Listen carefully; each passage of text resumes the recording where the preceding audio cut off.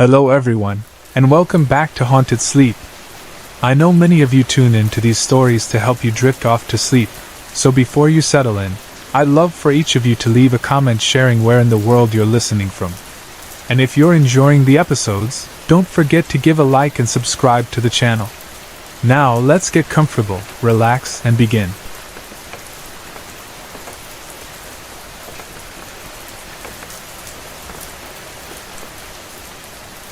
I live in rural Washington, and this happened when I was about 15, roughly 5 years ago.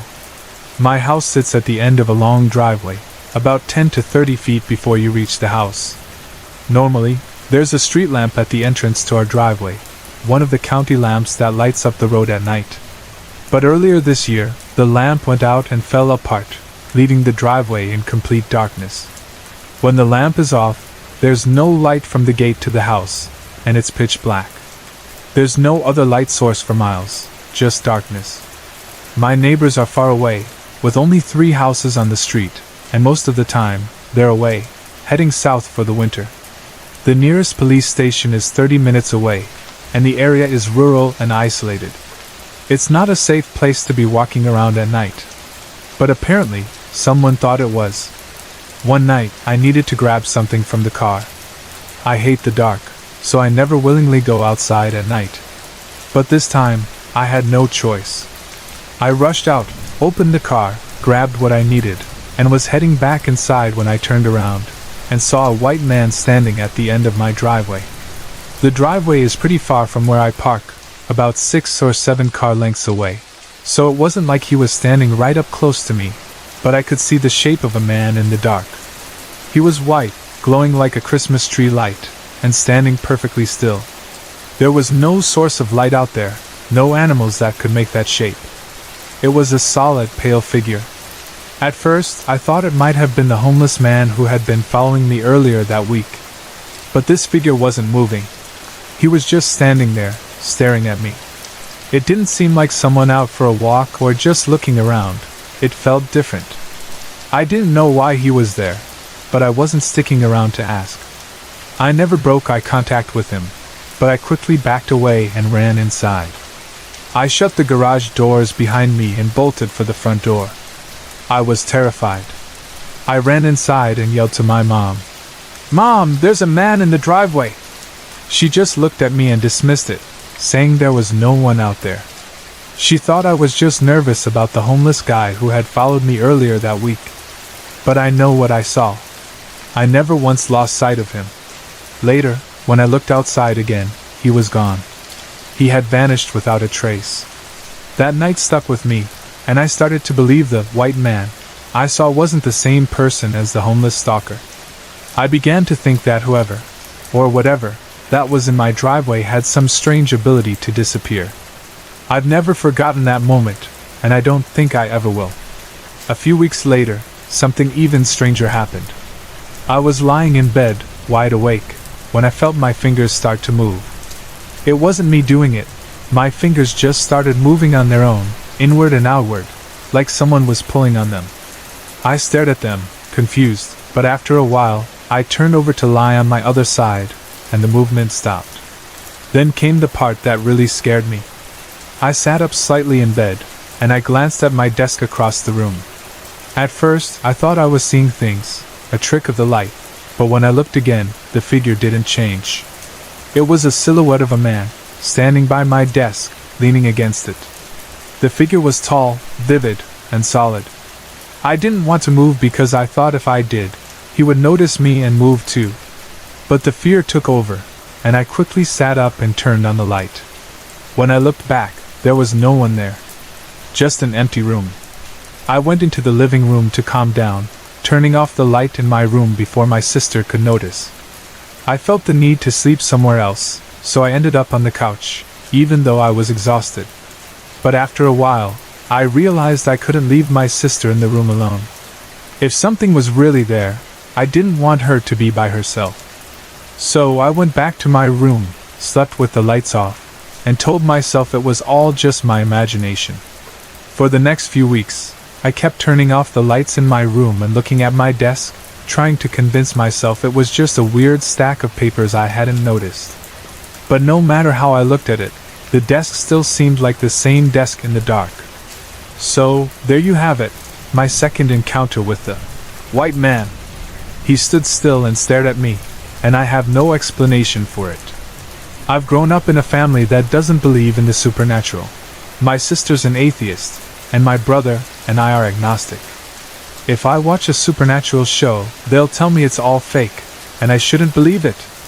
But after what I've seen, I can't ignore it anymore. For a long time, I convinced myself I was imagining things, that I was mentally ill or just having vivid dreams. But after scouring through information on mental disorders and finding nothing that explained it, I can't deny that what I've experienced is real.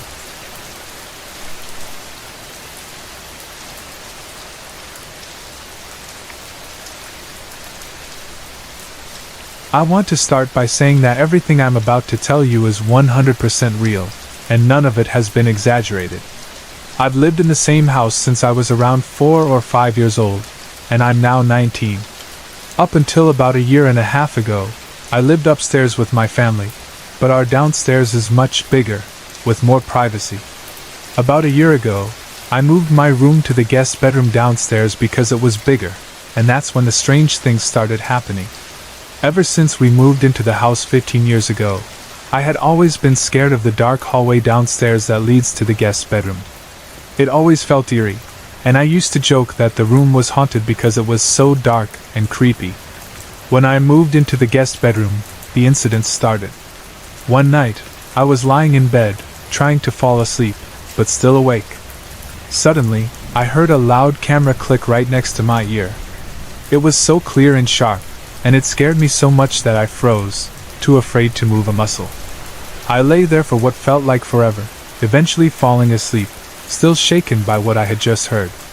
A little while later, it happened again. I was trying to fall asleep when I heard a loud, clear clearing of the throat right next to my bed. The room was silent, and the sound was so distinct that I couldn't move, just lying there completely still. At that point, I was sure my room was haunted. It wasn't just my mind playing tricks, it was something real. Then, a few months later, I woke up in the middle of the night, around 3 or 4 a.m., and felt freezing cold. It felt like I had left the window open, but I didn't remember doing so. I sat up to close the window by my bed, but when I checked, it was already shut. The cold air was still there though, and it felt like a chill had blown through the room. I told my mom about everything that had been happening, and she believed me. She just told me to pray and not worry about it too much, but there wasn't much she could do. A few weeks later, it happened again. I was staying up late, as usual, browsing the internet and watching TV, when I really had to pee. I didn't want to go downstairs because the bathroom is really dark, and I'm usually too scared to go by myself at night.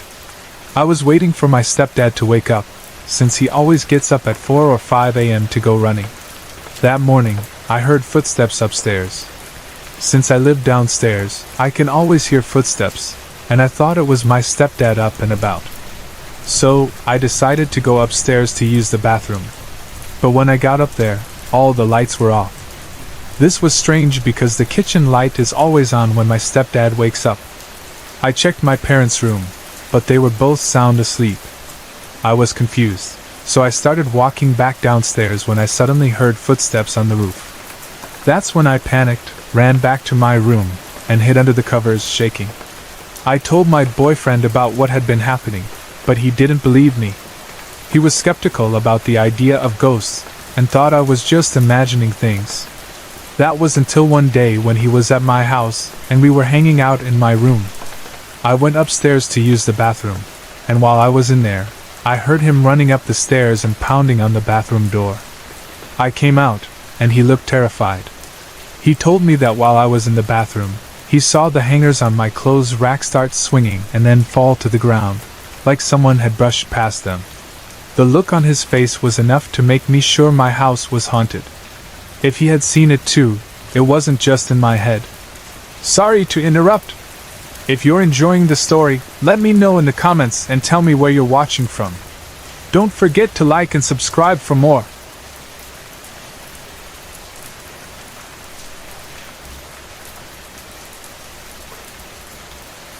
About 10 years ago, I befriended a woman named Jade, who, like me, had an interest in the paranormal. However, her curiosity came from a place of deep grief. She had lost a son and wanted to understand life after death. I, on the other hand, had always felt spirits around me and wanted to hone my abilities. Jade had recently joined a ghost hunting society and was eager to start her own local chapter in eastern Washington. She was looking for a sensitive to help her, and that's where I came in. Jade suggested I practice with her at her house, which was built in the 1900s. Since moving in, she and her family had experienced strange activity. Things had escalated after a renovation, and they even discovered old KKK pamphlets hidden in the walls. Jade wasn't sure if the house was haunted by a spirit connected to that history, but she hoped not. Thankfully, the activity seemed more playful and childlike in nature. Jade lived in a small town about 2 hours away, in a charming, dark green house with white trim. The house had a Victorian cottage vibe, with a porch wrapped in gingerbread trim and huge shade trees surrounding it. I instantly fell in love with the place. It was beautiful, with lilac trees that had grown into massive lilac trees, and it had a cozy, inviting feel. We began a tour of the house, and though I didn't feel a strong presence, I kept picking up on past paranormal events. When we went upstairs to the bedrooms, I saw, in my mind's eye, that something had happened with the cupboard that had once stored baby clothes. Jade confirmed that a few months before, all the baby items had been thrown down the stairs while she and her husband were away. I also picked up on the fact that her palm plant in the living room had been shaking, especially during the renovation, and that a spirit had been seen walking through a back door that no longer existed. We then walked around the yard and garden, where I sensed old growth and beauty. I pointed out some heirloom flowers and admired the large trees. But as we reached the back of the house, something changed. As I walked up a side driveway, a wave of grief hit me, so intensely that it took my breath away. It was as if someone had crushed my chest. My hands instinctively went to my heart, and I began sobbing uncontrollably. Jade, who was following me, stopped behind me. I turned to see her crying as well. She choked out, "I'm so sorry, didn't think you would pick this up." Then she told me, "This is where Liam died." Liam was her son. He had died a few years earlier when a parked car had started rolling down the driveway. Liam had run after it, trying to stop it, but tragically, he was struck and killed instantly. In that moment, I couldn't distinguish whether the overwhelming pain I felt was his physical pain from that day, or her heartbreak. I was completely consumed by it. Jade held me as we both cried, and she apologized over and over. She tried to comfort me, but I was the one who wanted to comfort her. Eventually, she led me into the house, where we sat together to calm down. I told her that Liam wasn't earthbound, but that the trauma of his death had left a powerful imprint on the property. I was shaken to the core. I had never felt anything like that before, and I hadn't realized I could feel such intense emotions from a spirit. It took me a while to compose myself before I could leave. I was still overwhelmed as I drove home, but about half an hour into the drive, something strange happened. My throat started to swell, and I felt like I couldn't breathe properly. I pulled over to call my best friend, just to let her know I was on my way home. When she answered, I tried to speak, but only hoarse squeaks came out. I could barely get any words out at all. By the time I got home, I was completely sick. It turned into one of the worst cases of bronchitis I've ever had. I couldn't speak for 2 weeks, and it took a lot of antibiotics to recover. I now understand that the cause of Liam's death was a sudden, large tear in his heart muscle. But I still don't know if my illness was because I had felt his pain, his mother's grief, or if I was just unprepared for the intensity of what I experienced. That day marked the end of my ghost hunting career. It was the last time I would ever try to connect with spirits.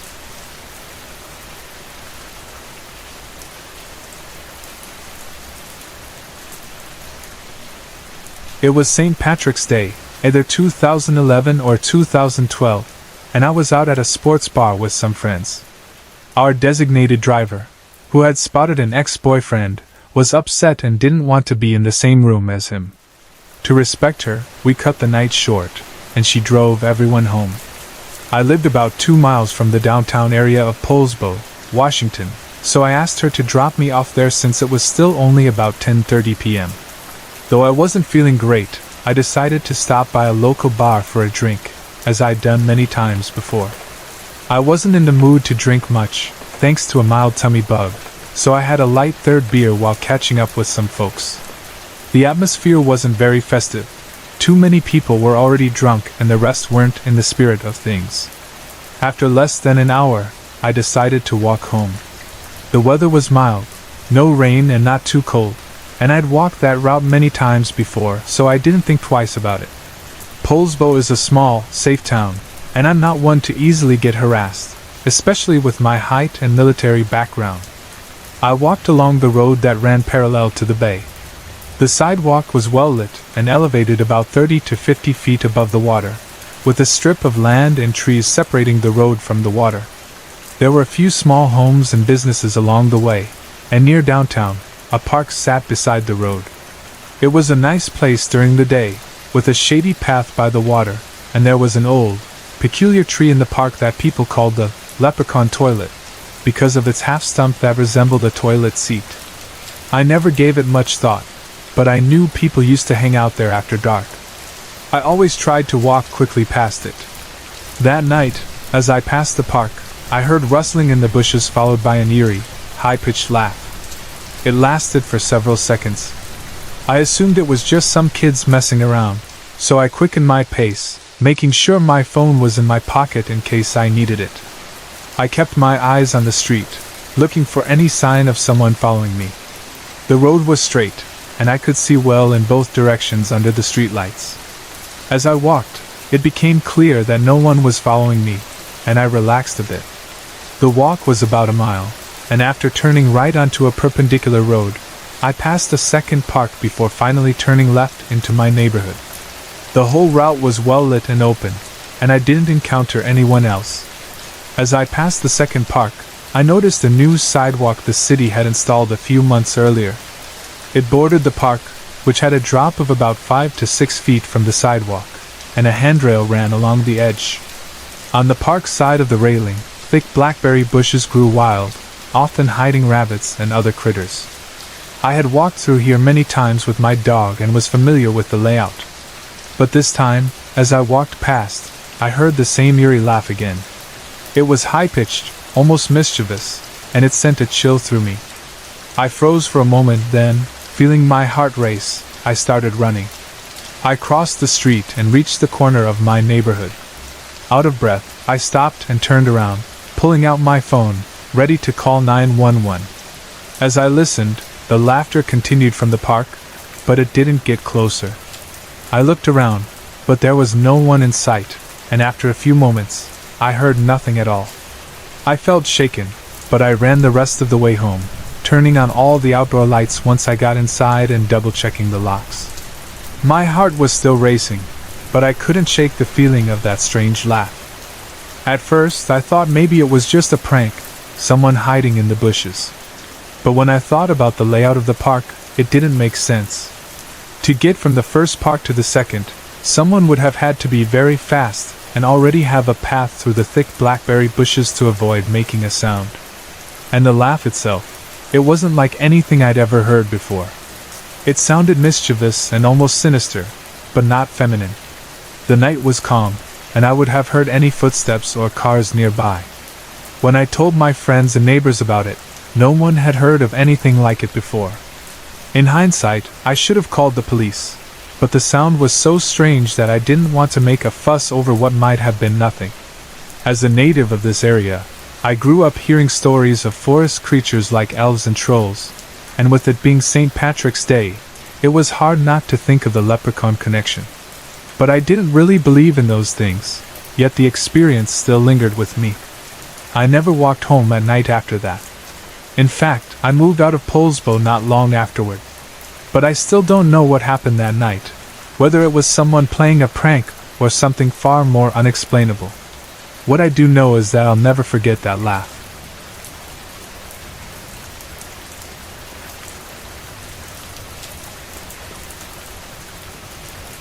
I've always been sensitive to the supernatural.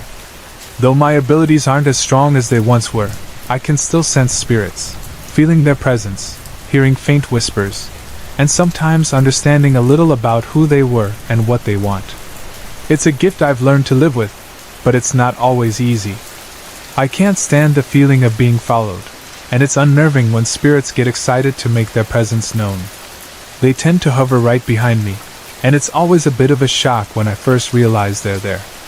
Growing up in a large family, I'm the seventh of 7 children. My siblings were aware of my abilities, though I never talked much about them with others for fear of being dismissed or ridiculed. A couple of my siblings have similar gifts, though I think mine might be the strongest. A few years ago, my sister Dee, who is number 5 in our family, called me unexpectedly. We're close with all of our siblings, though I've always had a complicated relationship with Dee. To put it bluntly, she's difficult to get along with, and the family has had a tough time dealing with her. But for some reason, she reached out to me and invited me to visit an old farmhouse where her boyfriend, Jeff, was living. She thought I would enjoy seeing all the antiques there. I figured it was an opportunity to be kind and play nice, especially since she knows I love old houses and antiques. I agreed to visit, not knowing that I would walk into an experience that would leave me shaken. The farmhouse was an old 2-story building from the early 1900s, nestled on the flats, just outside of town. It was surrounded by twisted, ancient trees, with an old pump/well still standing in the yard, along with rustic tractors and wooden wagon wheels used as yard ornaments. The house itself was white with small blue-trimmed windows, lovingly maintained by the owners who were avid antique collectors. They had another house across the state and decided to rent this one to Jeff, who was taking care of the property. When I arrived, I was greeted by Jeff and my sister, and we began a tour of the house. The first room I walked into was the mudroom, where I saw a vintage washer and a Hoosier cabinet now used for dog food. I immediately thought, "Oh, this is vintage heaven!" But as I entered the kitchen, with its soaring tin-covered ceilings and deep porcelain farm sink, something unexpected happened. I felt a presence right behind me. The sensation hit me hard. It wasn't just a chill or a fleeting feeling. I could sense a man, an energy that seemed to hover right behind me, making the hair on my neck stand up. I quickly realized it was a ghost. I wasn't prepared for this, and the feeling startled me. It was the kind of shock that sends your heart racing, but I stayed quiet, trying to process what was happening. As we continued through the house, I could still feel him following me, lingering just behind. He seemed to be attached to the place, almost protective. I didn't say anything at first, trying to keep calm, but the spirit seemed to follow me everywhere, even into the bathroom. That's when I finally spoke up. I told my sister and Jeff that we weren't alone in the house, that there was a spirit with us. My sister just looked at me and casually said, "Oh, I know. I wanted to test you." I was furious. It wasn't the first time someone had kept a haunting from me just to see what would happen. It always frustrated me, especially because I could feel them right away. But this ghost didn't feel malevolent, just curious and somewhat preoccupied. As I connected with him, I sensed that he had once owned or worked on the farm. He was wearing a hat and coveralls, and he seemed fixated on the outdoor light, which he kept turning off during the day when Jeff wasn't around. No matter what Jeff did, the light would always be off when he came back. One of the more unsettling things happened in the upstairs spare bedroom, where Jeff kept his things. He had been sorting through some items when he heard a loud bang coming from the room. He went upstairs to investigate, and found that all of his belongings had been thrown around the room. His suitcase had been opened, and clothes were scattered all over the place. The door had been closed, and Jeff had been alone in the house. After hearing that, I couldn't shake the feeling that the spirit was trying to communicate something. Maybe he was frustrated with the changes happening in the house. Either way, it was clear that the spirit was still tied to the place, and it didn't seem like he was going anywhere anytime soon. The farmhouse is still standing, though Jeff has long since broken up with my sister and moved away. I wonder if the new owners still deal with Mr. Coveralls, or if they've found a way to coexist with his spirit. And as for Dee, well, she's still a pain in the neck. But despite everything, I can't help but wonder if maybe the ghost's attachment to the house is what made it such a difficult place to live.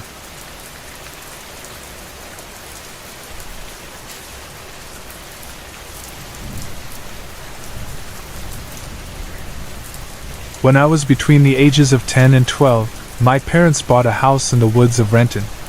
It was a beautiful place with plenty of acreage. Our neighbor was what some might call a crazy horse lady.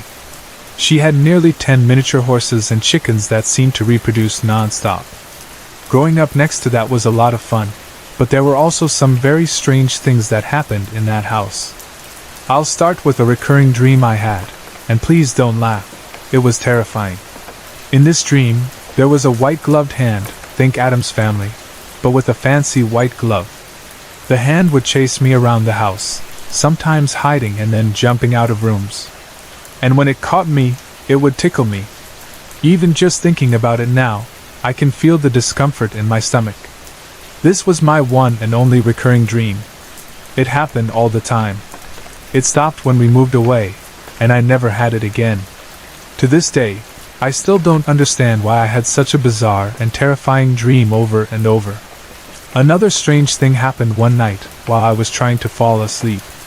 I was staring at a picture of me as a little girl sitting at a picnic table. The picture was hung on the hallway wall just outside my door.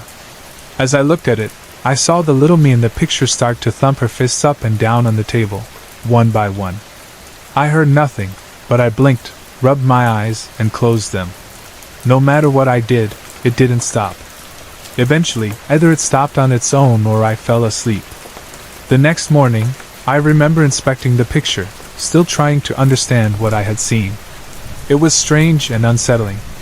My mom once heard me call out, "Mom!" but no one else was home at the time.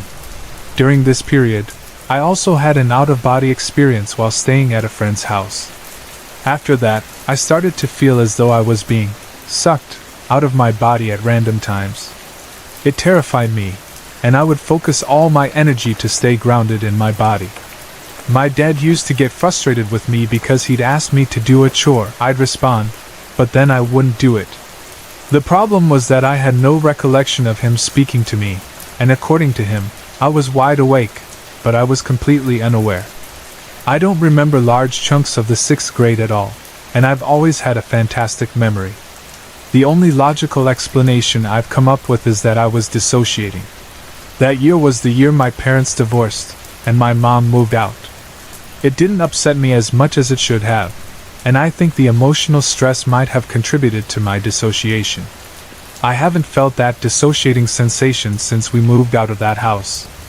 Even now, I still have dreams about that house.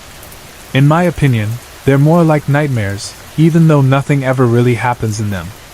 I'm just standing there or walking around, and that's it. I've never really shared most of this with anyone before, but I'd really love some input. I've always wondered if it was more than just a rational explanation. I never knew the history of the house, and the only thing I ever mentioned to my parents was the dream. They just thought it was silly to be afraid of something like that.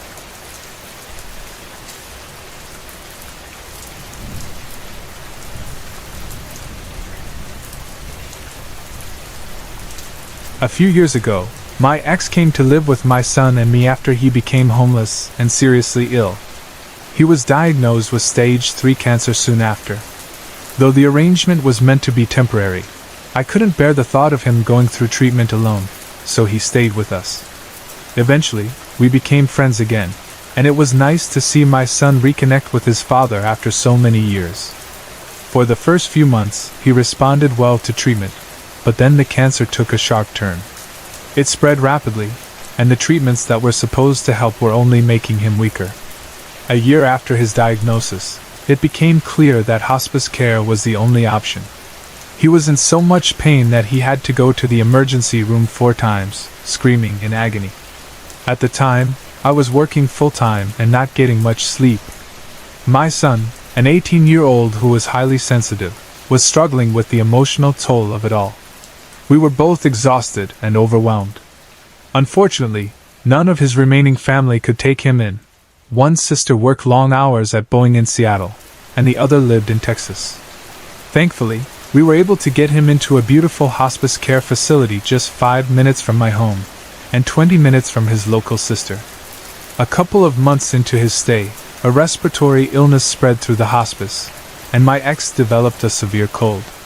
It quickly turned into pneumonia, and with his body already weakened by cancer, he couldn't fight it off. There was nothing more anyone could do except try to keep him comfortable. He wanted so badly to live, but it was clear that the disease and the infection were going to take him. His mother had passed just 6 months earlier, and his father 2 years before. Now, his sisters and brother-in-law were called to his bedside to say their goodbyes. I was grateful that I called his sister in Texas just in time. She left immediately and arrived early the next morning. My son had already said his private goodbye and chose not to return to his father's side. It was too much for him.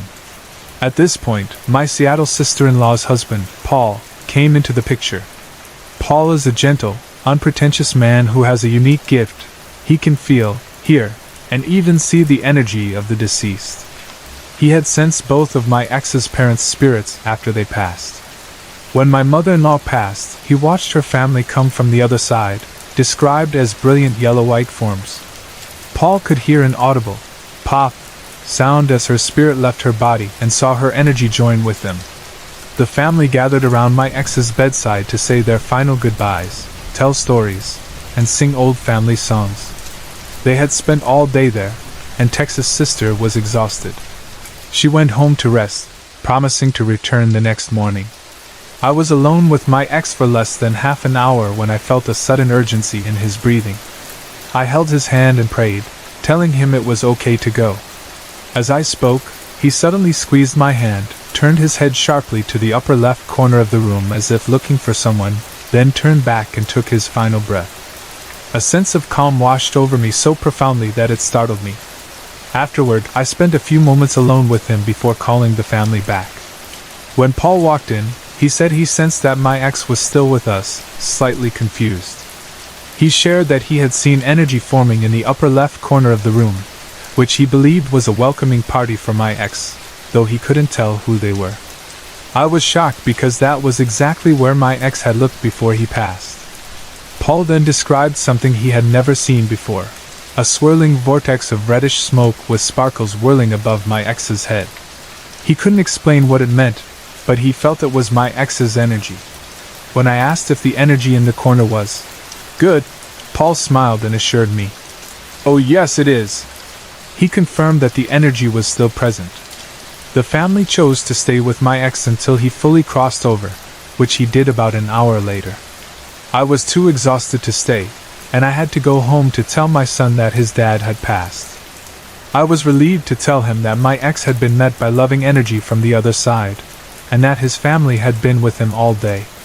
Paul later told me that my ex's crossing had been peaceful, but it had taken him a little while to fully let go once he found his bearings. In the days that followed, I became fascinated by what Paul had described, especially the sparkles. I later learned that these sparkles were part of the cycle of simultaneous dissolution, a Tibetan description of the stages of death. They appear in the second and third cycles, just as Paul had seen. You can find references to it under Death and Dying in the Tibetan tradition. I will always remember being there for my ex's passing. It was something I'll never forget. The experience also gave me the gift of knowing that no one is ever truly alone when they cross over. We are met with loving energy, and that knowledge brings me comfort.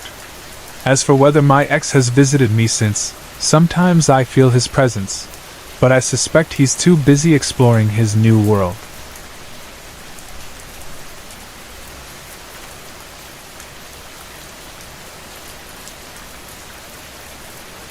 About 3 years ago, I woke up in the middle of the night to find myself alone in my bedroom. The master bathroom light was flickering on and off, cycling slowly. This had never happened before. My husband had stayed up late in the living room reading, so he wasn't in the bedroom with me. I got out of bed to check on the light. The switch is a touch-sensitive dimmer, meaning it doesn't have a physical toggle. Instead, touching the bar either turns the light on or off, depending on its previous state. To dim the light, you need to keep your finger on the bar, adjusting the brightness based on how long you touch it. If you slide your finger along the bar, the change in intensity happens faster. However, the rate at which the light was cycling that night was much slower, about 3 times slower than I could ever achieve manually. Despite my efforts to adjust the light by tapping or sliding my finger on the bar, it didn't respond at all. It was as if it had a mind of its own. I assumed there might be a power issue, so I left the bedroom to check things out. When I stepped into the hallway, I noticed the faint light from the living room, but it wasn't flickering. That made me think it wasn't an electrical problem in the house. I decided to get my husband to check on the bathroom light, so I walked into the living room. He had fallen asleep on the couch, and as I walked past, I noticed that the light from the bathroom seemed much brighter than it should have been, and it was pouring down the hall toward me. I tried waking him up, but he was groggy and hard to rouse. Meanwhile, the light in the bathroom continued to flicker, its intensity rising and falling faster than before. I started to panic a bit, worrying that the lights might overheat and cause a fire. As I tried more urgently to wake my husband, the light flickered even faster, almost to the point of strobing, making a loud clicking sound every time it hit the brightest point in the cycle. It was flashing so quickly now that it hurt my eyes. Finally, my husband got to his feet, and as we took one step toward the bedroom, the light suddenly stopped. It was completely dark. We entered the bathroom, and the light switch worked normally again, with no issues. The bulbs weren't damaged, and the light functioned as it should. I haven't had any problems with that switch since. What really struck me was how the rate of the flickering seemed to correlate directly with my level of panic. The faster I became anxious, the faster and brighter the lights flashed. It was the strangest thing, almost like the light was reacting to my fear. I'm not usually afraid of the dark. In fact, I prefer complete darkness when I sleep. But that night I was so rattled by what happened that I had to leave my bedside lamp on for the rest of the night.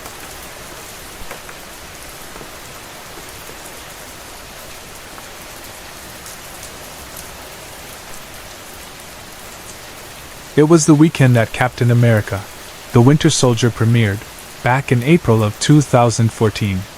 My cousin, a devout Christian elementary school teacher from Dallas, had come to visit me a month before. She was aware of the paranormal events that had been happening in my home and, feeling compelled to help, brought with her a gift, a wooden metallic cross. Etched onto it were Bible verses: Joshua 1 verse 9, Philippians 4 verse 13, Psalm 28 verse 7, and Matthew 19 verse 26, verses about strength and courage. She prayed over the cross and hung it in our bedroom, which, at the time, was one of the most active spots in the house. It felt like the right thing to do, given the circumstances. About a week before the movie release, the cross disappeared. Losing things in our house was nothing new. It happened all the time. Some things returned, some didn't, but they rarely ever went back to the place they were originally left. The cross was no exception. The morning we noticed it missing, we were awakened by a series of strange tapping and banging noises. The sounds came from behind our headboard, and it seemed like other religious items had been disturbed before. Friends, family, and even clergy had advised us to openly display our faith to protect the house, as the activity was particularly strong in certain areas. I'm a Christian, though not overly devout, but I believed in the power of faith to help rid our home of negative energy. By now, my girlfriend and I had just accepted that the cross was gone. It was a gift from my cousin, and we had no intention of searching for it. After all, missing objects came and went all the time. The cross, however, had a special significance, and its absence was felt more deeply. It was Saturday morning, movie day. I was getting ready to meet some friends in Bellevue to watch Captain America, the Winter Soldier. My girlfriend and I were going through our usual Saturday routine: laundry. By 11 a.m., I had started the first load of laundry, a small load of colored clothing. While my clothes were washing, I went to my office to work on my PC, check forums, and search for answers to our ongoing paranormal issues. After about an hour, I noticed something odd. The washing machine wasn't done yet. Now, I know how long it takes for clothes to wash, and this was unusual. Normally, the washing cycle would finish in about 30 minutes. This load was light, so there was no reason for it to take longer. I glanced at the washing machine from my office and noted the time on my computer. I didn't think much of it at first, assuming maybe I was just distracted by my work. A few minutes later, I heard a knocking sound. It was loud, almost as if something heavy was tumbling around inside the washer. It sounded like the kind of noise you'd hear if there were shoes or large objects in the machine. I looked up again, this time focusing on the washing machine. The noise hadn't been there before, certainly not when I initially loaded the machine. I thought about getting up to investigate, but for some reason I didn't. I stayed seated, preoccupied with my work. The noise persisted for a while, and I couldn't shake the odd feeling it gave me. A few minutes later, the washing machine beeped, signaling that the load was done. I walked over to transfer the clothes to the dryer. As I reached into the washer, I grabbed something solid and heavy. I pulled it out and saw it was the missing cross, wet, broken, and completely out of place. I was stunned. How could it have ended up in the washer? The noise I heard earlier couldn't have come from anything else. It was clearly from something inside the washing machine, and I was certain there hadn't been anything else in there when I started the load. I've always been meticulous when doing laundry, sorting clothes one by one, so I know I didn't accidentally toss the cross in. I immediately called my girlfriend into the room. We examined the cross together. It had been missing for about 4 or 5 days, and now here it was, returned in the most bizarre way, wet and broken. This wasn't just a case of me accidentally putting it in there. Something else was at play. From that day forward, the cross went missing several more times during 2014. But it never reappeared in the washing machine again.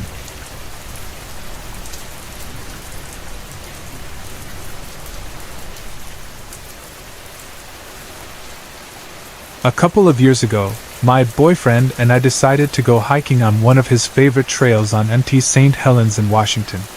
It was a beautiful night, and as we drove back down the mountain, we kept an eye out for deer or elk that might be crossing the road. An elk can weigh around a ton, and if you hit one, it could destroy your vehicle, so it's important to watch for the reflection of their eyes in the headlights. It's been my job as a passenger since I was a kid. The view opens up to the south, where a low earthen berm creates a reservoir. Below the dam is a parking area, which is usually empty at night.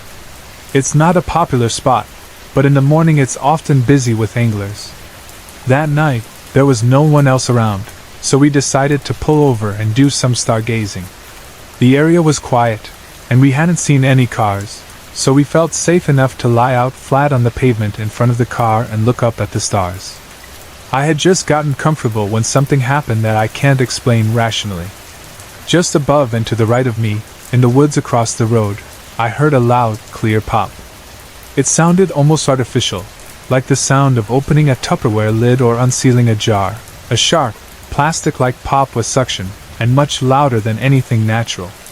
The noise came from about chest height. It was sudden and out of place. Every hair on my body stood on end, and I immediately went into flight mode. We both sat up instantly, and without a word, jumped into the car. There was no calm or questioning, just pure instinct to get away from the noise. As we drove out of the parking lot, we looked around. Everything seemed normal. When we drove past the spot where the sound came from, no eyes reflected in the headlights, no sign of any animal or person. After we had driven a little ways, my boyfriend finally spoke, asking me if I had heard that too. I've spent time in woods before, and I'm no stranger to nature sounds. My boyfriend is also very familiar with the area, and neither of us had any reason to feel unsafe. We're both hunters and used to listening for animals, but nothing we've ever encountered made that kind of noise. We'd seen mountain lions and even a bear before. Both animals moved away from us without making a sound. But this noise was different. It came from chest level, just uphill, and very close to where we were. As we reflected on the incident, we couldn't come up with a rational explanation. A bear would have been on the ground, a mountain lion would be in the trees, and no animal we know of in the Pacific Northwest makes that sound. It didn't make any sense, especially since the noise was so close and we didn't see anything when we shined our headlights in that direction. I still can't explain it. The sound wasn't just strange, it was wrong. There was no change in temperature, air pressure, or lighting, just a sudden wave of fear that didn't shake off for miles. We still refer to it as the outside Tupperware noise, but we've never found anything to explain it. I've looked into local folklore, animals, and even the history of the mountain, but nothing fits. I even asked people who frequent MT St. Helens, and no one else had heard anything similar. My boyfriend casually suggests it could have been a cougar, but unless the big cat was carrying around a container of leftovers, I'm not buying it. Whatever it was, it remains one of the most unsettling things I've ever experienced.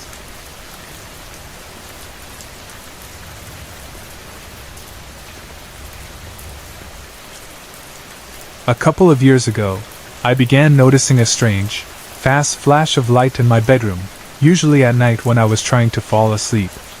It was quick, so quick that I could never pinpoint exactly where it came from. The flash was so brief that most of the time, I would only see it through my closed eyelids, like a bright flash that would pass by in an instant. A few times, it seemed to come from the direction of the closet or the bedroom door, especially when I was facing that way, but it was always too fast to confirm anything. This continued for a few months. I asked my husband if he had noticed anything like that, but he hadn't. Then, one night, something happened that changed everything. We were getting ready for bed, and the bathroom light was still on. My husband was standing right outside the bathroom doorway when, at the same moment, the flash happened again. I immediately asked him, excitedly, if he had seen it. He was surprised and admitted that he had seen it too. This was the first time it happened while we were both awake and in a well-lit room. We tried to figure out what could be causing the flash. The bedroom had blackout blinds, so no light could come in from the outside. We had a smoke detector in the room, but it didn't have a light. The only other light sources were our bedside lamps. We couldn't come up with an explanation. The flashes didn't happen every night, nor did they follow any particular pattern, but I started to notice a strange correlation. After a night when I saw the flash, my husband and I would both feel irritable the next day, often over trivial things. We'd take things the wrong way, and our mood would just be off. I never told him this observation, but I began to consciously work on being more patient and supportive the day after a flash, as I wondered if I could counter any negative energy by being more positive. Strangely, it seemed to help. Then, one night, something happened that I'll never forget. I woke up to a feeling of something being in the room. It could have been the flash, but I didn't remember it. I turned to look at my husband's side of the bed and saw a dark, shadowy figure standing next to him, looking down at him. The room was mostly dark, except for a little light coming from the bathroom, which was a bit less dark due to the absence of blackout blinds on that side of the room. The figure wasn't very tall, maybe 5 feet 2 inches, and something about the shape made me think it was a man. When I first saw it, I froze, but then I realized it was looking directly at me. His head slowly shifted, and for a few moments, he remained completely still. I decided to focus on a specific part of his shoulder that was outlined by the bathroom doorway. I told myself that if that part moved, it wasn't just a trick of the light. And sure enough, the figure turned his body to the right and began walking slowly towards the bedroom door. I could even see the movement of his arms as he walked.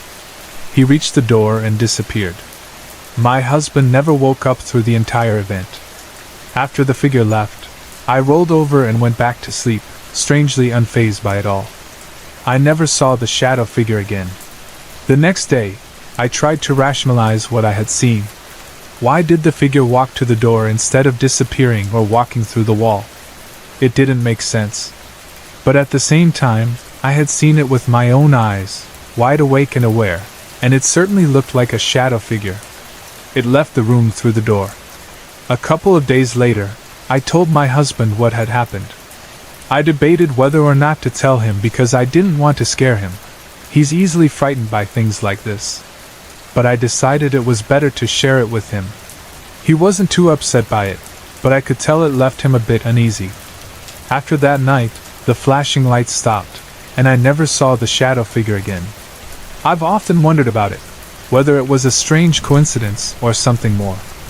I'd love to hear if anyone else has had a similar experience, or if anyone has any theories about what could have caused this. I also wonder if the negative energy we were both feeling at the time played a role in attracting this energy into our lives. It was a difficult period for us, and I'd like to avoid something like this happening again. Sorry to interrupt. If you're enjoying the story, let me know in the comments and tell me where you're watching from.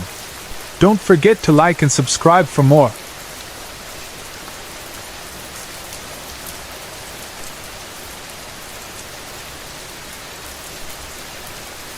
A few years ago, I lived near a large, old cemetery that I often visited. It was a beautiful place, with towering trees providing shade over beautifully carved headstones, many of which bore military and Masonic symbols. The oldest gravestones dated back to the 1910s. I used to take my 2 boxer dogs there for walks, just to appreciate the peace and beauty. I never felt afraid of being in a cemetery. If anything, it felt like a quiet, respectful place to be. One day, I was strolling around the cemetery when I came across a marker that read, "Died in France," and listed a World War I unit. Something about it struck me, so I said out loud, "My uncle fought in that same unit in World War II and died in Belgium. I wonder if your soul stayed in France where you fell, or if you came back to whoever put this gravestone here to honor you." It felt like a sentimental moment, and I moved on with the dogs, eventually heading home through the sunset, not giving the thought much more consideration. That night, things started to get strange. After dinner, I let my older dog, Felix, outside. She immediately began barking and fixating on the wall below my bedroom window. She was whining and staring intently at the spot, but when I checked outside, there was nothing there. This went on for several days. Felix would bark and whine, and sometimes even dig at the wall. My younger dog, Layla, paid no attention to any of this. Felix is not the type of dog to dig, so I thought maybe there was a small animal in the wall, and I checked the outside for signs of any rodents or pests. There were no signs of vermin, and I couldn't hear anything either. The barking continued though, and I started to get frustrated. One evening, I shouted at Felix to stop, but she just looked at me like I was wrong. She seemed so sure of herself. Then, something strange happened. I was inside when I noticed a penny on the floor, right next to where Felix had been digging. It was placed perfectly by the wall. I was immediately freaked out. I don't leave loose coins around. I don't even carry pennies. I'm very meticulous with my money, keeping everything in my wallet or in my piggy bank. I picked up the penny and tossed it outside into the flower bed. But it didn't end there. Over the next several days, I found 2 more pennies, each placed in the exact same spot, right under the wall heater, near the place Felix had been fixating on. I was completely unnerved by this. I had no idea how the pennies were appearing, and I couldn't rationalize it. No one else had access to my home or the coins. At the suggestion of a friend, one evening, I stood by where Felix had been digging and spoke out loud, telling whoever or whatever might be there that I was leaving and going back to the cemetery. I said, "I'm going up to that beautiful cemetery on the hill, and if you must follow someone, find God's light." I walked with the dogs, retracing our steps from earlier, and made sure to be clear that we were leaving the cemetery behind. After that night, the barking stopped. Felix never fixated on the wall again, and I never found another penny in that spot. The whole experience still leaves me feeling uneasy. I've tried to rationalize it, but I can't. The fact that the pennies kept showing up in the same spot, and the way my dog reacted, makes me believe something was happening that couldn't be explained. I'm not someone who seeks out signs or confirmation from spirits, but the strange sequence of events, especially the pennies, has stayed with me.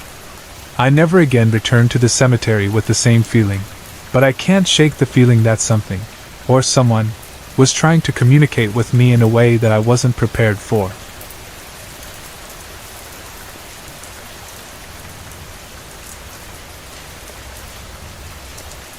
In 2014, when I was 11 years old, my family and I had recently moved from Alaska to Washington State. We settled into a house we called the Blue House, a dark navy blue home that quickly became the backdrop to strange events that I still can't explain. I didn't grow up in the area, so the neighborhood and its history were new to me. There was, however, a historical park nearby called Olmsted, about 40 minutes away, that piqued my curiosity. It had been home to a family since the 1870s, and a caretaker shared eerie stories about ghosts and spirits. Some even said the family was buried beneath the floorboards of their home.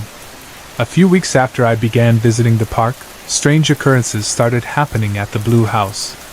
At first, it was subtle. I started hearing whispers and seeing shadows out of the corner of my eyes, even in broad daylight. My sister, too, saw something strange, a man standing in our neglected garden, wearing a khaki trench coat. But when she blinked and looked back, he was gone.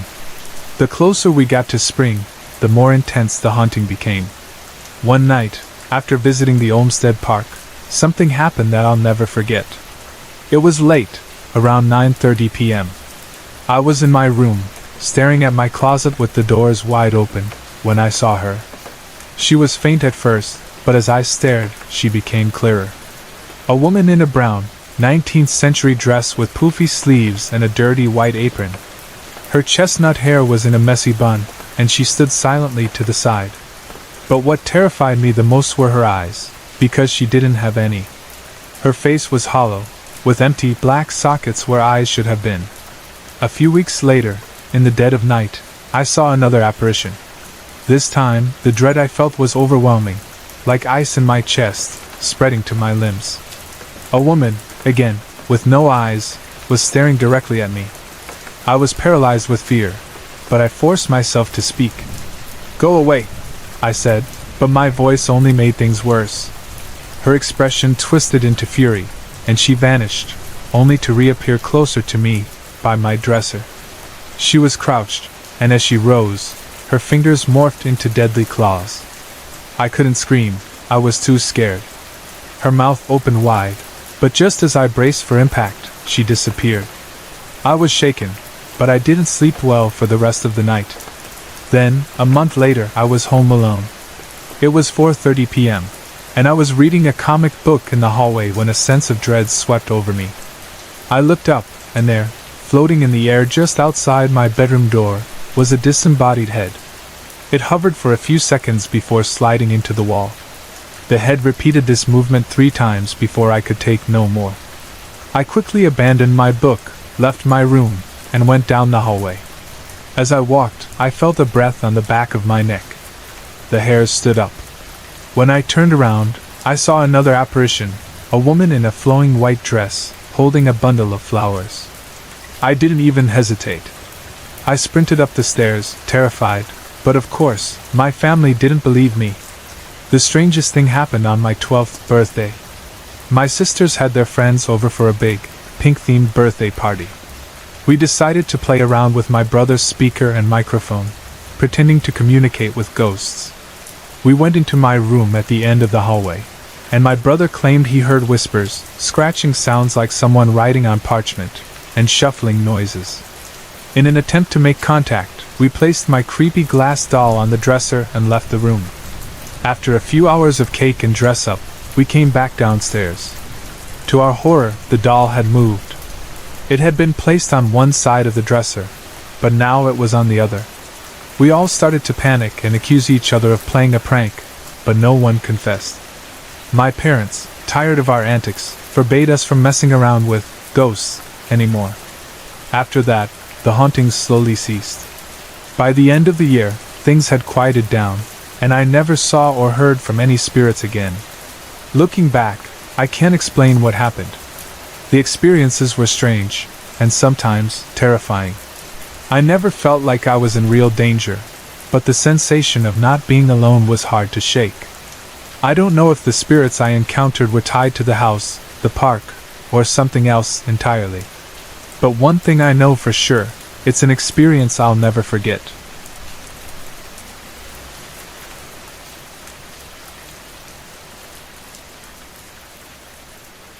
This happened when I was about 7 years old, in the mid to late 90s. I'm 19 now, so it's been a while, but I've never forgotten it. My aunt and I were driving home from the mall, which was about 30 minutes away from where we lived. Back then, there wasn't a 4-lane highway like there is now. The road we were on was a 2-lane highway, and it was the only route to get home. We were about halfway home when we noticed the car pulled over on the side of the road. Since we didn't see many cars on that road, and the sun was starting to set, my aunt decided to pull over and see if the person needed help. She was around 17 or 19 years old at the time, and she wasn't usually the type to stop for strangers, but she did it anyway. We pulled over a few car spaces ahead of the parked vehicle, and I remember my aunt getting out of the car. She told me she'd be right back, and since I was a little kid, I didn't think much of it. I was mostly bored and watching her walk toward the car. But then, something strange happened. I saw my aunt stop in her tracks. She turned around and walked back toward the car with a look of confusion and irritation on her face. She opened the driver's door, sat down, and then looked at me, asking, "I could have sworn there was an old woman and a car out there. You saw it, right?" I stared at her, confused. Of course, I had seen her walk toward the woman, and I could still see the woman standing by the car.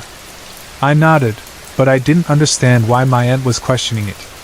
We both looked out the back window, and sure enough, the car was still there. But my aunt was still unsettled. She sighed and muttered, "It wasn't there a minute ago." She kept staring at the spot, trying to make sense of it. She wondered aloud if the woman had driven off quickly before my aunt had gotten out of the car. But there was no way that could have happened. There were no side roads nearby, and it didn't make sense that someone could pull off and come back in just a few seconds. She told me to come with her, so we both got out of the car, and by the time we walked the few steps toward the woman's car, it was completely gone. We both looked around, confused and in disbelief. My aunt groaned, clearly frustrated, and said, "She can help herself now." As we got back in the car, I remember feeling uneasy. We started to drive off, and then I heard a loud screech. I looked around frantically, and my aunt was doing the same. We both heard it. My aunt quickly glanced in the rearview mirror, swore in a scared tone, and put the car into drive, looking panicked. She seemed shaky as she sped off down the road. I turned around to look out the back window, and that's when I saw the car again. The old woman appeared to be running after us. But by this point, we had already driven quite a distance down the road. To this day, we're both not sure what happened. We still can't figure out whether that woman was real or just a figment of our imagination. It felt so real, though, and we both saw her. Whenever we tell people the story, some just laugh it off, some say we're lying, and others believe us. But all I know is that the car disappeared every time either my aunt or I got out of the car, and I still don't know how it could have vanished in the span of just a few seconds. Especially when the woman appeared to be in her 80s or 90s. I can't understand how she could have moved so fast. Sometimes I wonder if it was some kind of moment in time replaying itself, but then why would she scream and chase us? And why did I see the car the first time my aunt got out and she didn't?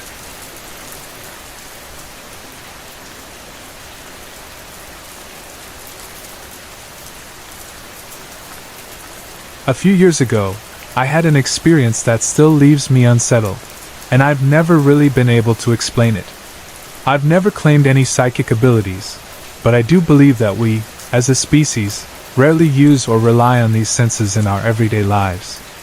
I have a close friend, Andrew, who comes from a family with psychic gifts. He doesn't talk much about it, and he certainly doesn't show off, but over the years, it's become clear that his abilities are not always pleasant. Andrew can see and sense spirits, and after knowing him for a while, I've seen firsthand how difficult it can be for him. He's not one to seek out attention, but his gifts are real. One day, a customer named Fred mentioned that his house was haunted, and I decided to ask Andrew to check it out. Fred had some elaborate ideas about what was going on, many of them focusing on his late, troublesome father. I could tell that Fred was genuinely worried about the negative energy in the house, and I convinced Andrew to go with me to investigate. We arranged to visit Fred's house at 8:30 p.m., the time when he said the most activity occurred. Fred lived there with his elderly mother, who had recently been bedridden after a hospital stay. I brought her a bottle of Zinfandel, as she had requested. Fred was especially concerned about the ghost eventually bothering his mom, so I wanted to see what was really going on. I didn't mention much to Andrew about Fred's theories. He prefers not to hear any background information before a visit. He always asks the person showing him around to stay quiet while he walks through the space. He'll ask a few questions here and there, but prefers not to have the story elaborated on beforehand. I figured it would be a typical case of a residual spirit or family ghost.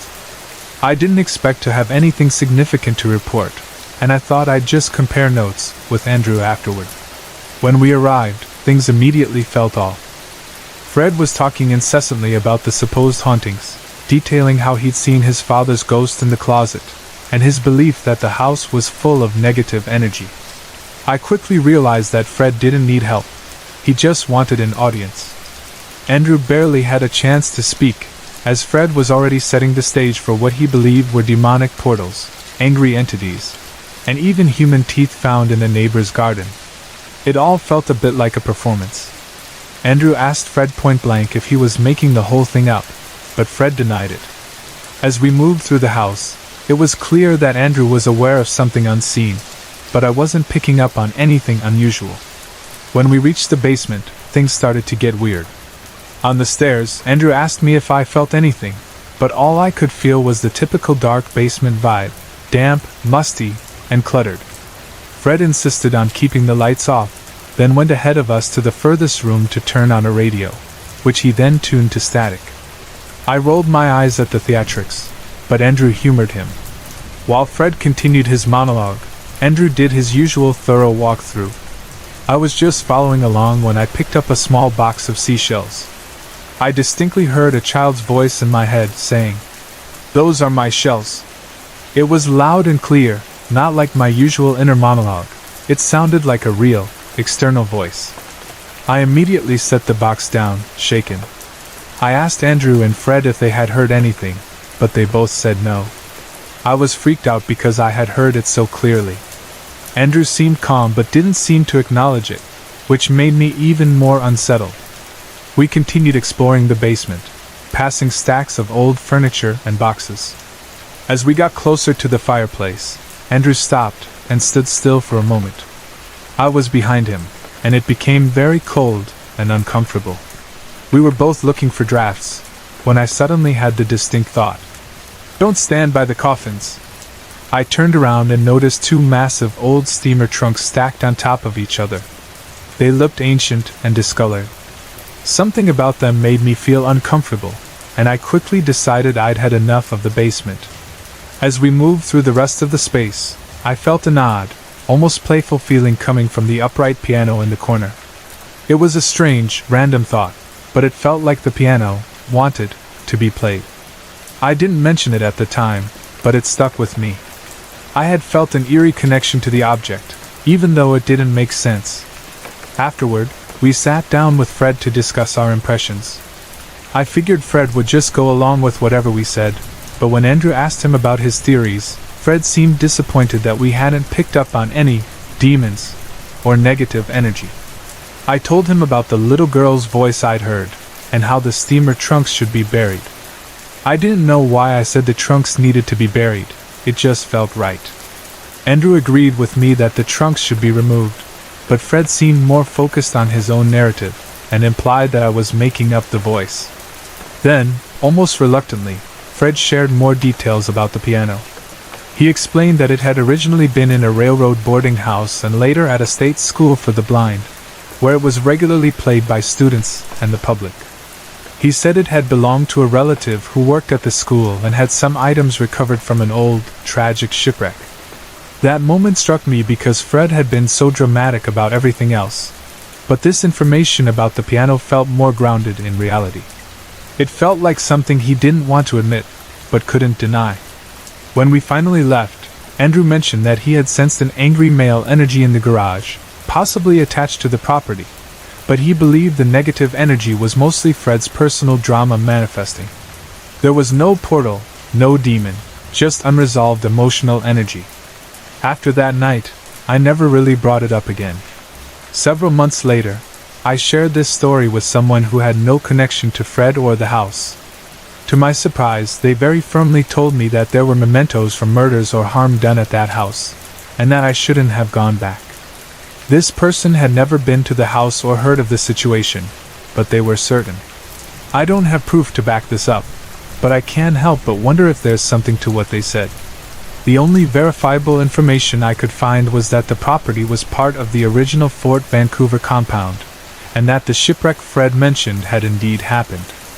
As for Fred's father, he's still alive, but who knows what other secrets the house may hold.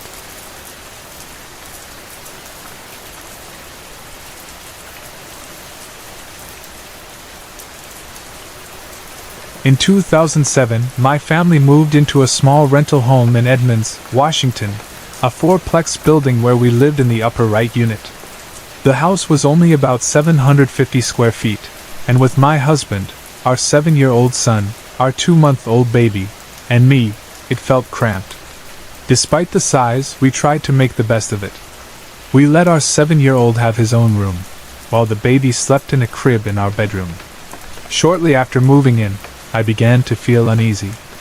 I always had the sense that I was being watched, especially when I was in the shower. It was as if someone was standing there, silently observing me.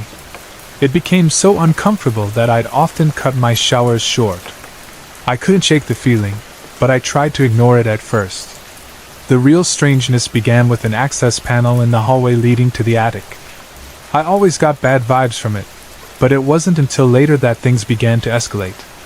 One evening, while putting laundry into the stackable washer/dryer located in the hallway, I saw something move in the living room. I thought it was my husband walking over to talk to me, but when I turned to look, no one was there. My husband was sitting at the computer, completely unaware. I asked him if he had just gotten up, but he hadn't. I was left confused and uneasy.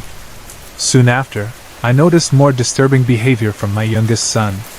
As he transitioned to a toddler bed, he began waking up from naps screaming, and sometimes he'd pull up his shirt to show red, raised scratches on his back.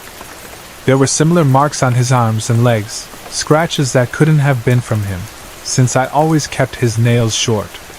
I thought it could be bad dreams, but the scratches were too real. One night, my son woke up screaming like he was in pain, and when I rushed in to check on him, he was lying on the floor next to his bed. He told me that his bed had lifted up and turned sideways, and that he knew someone bad had done it. I was deeply concerned, but we never talked about anything paranormal in front of the kids. I tried to reassure him, but inside I was scared too.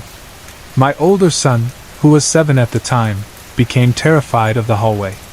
He refused to go to the bathroom at night, and would pee in his garbage can instead. We tried putting a night light in the living room, hoping it would help, but it didn't. The light would often stop working when I needed it most. One day, I came home from the grocery store and unlocked the front door to quickly throw my purse and a few bags inside. My youngest was still in his car seat in the car, parked right outside the living room window. I set down my bags and went back out to get more groceries. When I returned inside, the hallway light was on. I hadn't gone near the hallway at all when I first entered.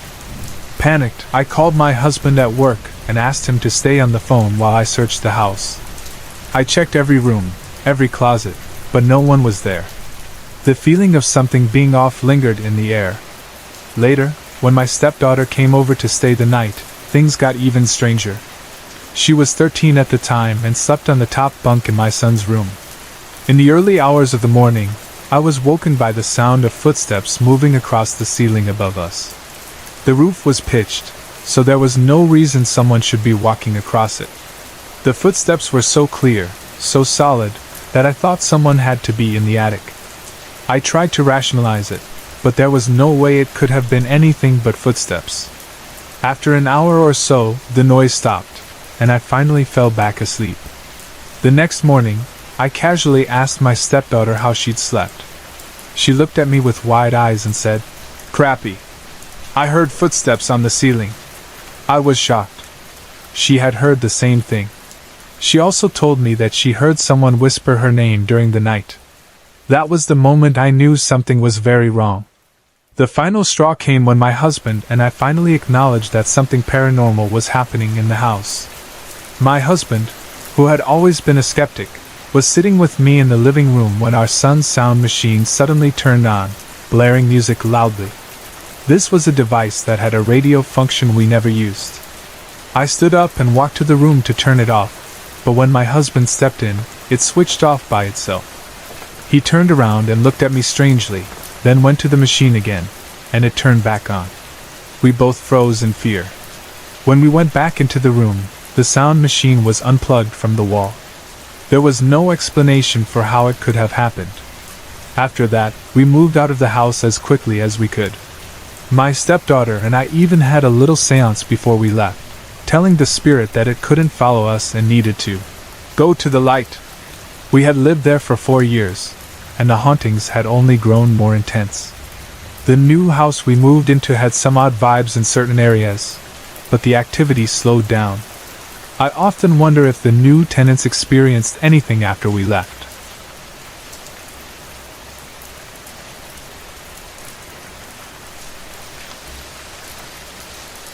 My first stepfather owned his own construction business, and sometimes he would take us kids with him to the job site. It was a way for him to keep an eye on us while also getting some free labor. About 10 years ago, he landed a contract to work on a small house for a family that had just purchased it. The house was a fixer-upper, and they hired my stepfather to do the work. On this particular day, I was with my 2 stepbrothers, and we were in for a surprise. The house we were going to work on was right next to the local cemetery, so close that you could have jumped over the chain-link fence in the yard and landed on a tombstone. The cemetery was practically in the backyard. The thought of working so close to a cemetery already creeped me and my brothers out, but my stepfather just told us we were being ridiculous and to start unloading the truck. Inside the house, things didn't get any better. It was a bright, sunny Sunday afternoon, but for some reason, the entire house had a chill to it. Going from the front yard into the house, there was a drastic temperature change. I mentioned how cold it felt inside, and my stepfather brushed it off, saying older houses were built to stay cool in the summer and warm in the winter. But it wasn't just the temperature, it was the eerie sensation of being watched. All 3 of us felt it, but my stepfather refused to acknowledge it. We tried to focus on the work, but things quickly took a strange turn. My older stepbrother came running up from the basement, holding his nose, blood leaking from it. He explained that as he was walking down the basement stairs, it suddenly felt like a brick had smashed him in the face. The impact was so hard that he nearly fell down the stairs from the force of it. He was visibly shaken, sweating even though the house was chilly. We checked the basement, but there was nothing that could have caused such an injury. No rogue pipes, nothing hanging down that could have struck him. Still shaken, he went back to work. The rest of us were in the kitchen, which had a door leading to the basement, when we suddenly heard a door slam downstairs followed by the sound of someone stomping up the stairs. We all froze in confusion and horror when we realized that everyone was accounted for. We were all in the same room. The only way to access the basement was through that door in the kitchen, and my stepbrother, the one who'd been hit, started to panic. He ran to the door, locked the deadbolt, and slammed it shut. The stomping continued, and the doorknob started to twist as if someone was trying to open the door. When they realized the door was locked, they began to jerk the handle and bang on it. My stepbrother, now visibly terrified, threw all his weight against the door and yelled for whatever it was to stop. And just like that, everything went silent. The banging, the stomping, it all stopped. We stood there for a moment, frozen, before finishing up what we were doing in the kitchen. We packed up and left without saying a word. My stepfather is a huge skeptic when it comes to anything paranormal, and even when confronted with something like this, he refuses to acknowledge it. He never spoke about the events we experienced, not even when one of his kids was physically attacked by something he couldn't explain. To this day, he refuses to acknowledge that we ever worked on that house. After what happened, none of us wanted to go back. For the next week, my stepfather went alone to continue working on the house. but if he experienced anything else, he never told us.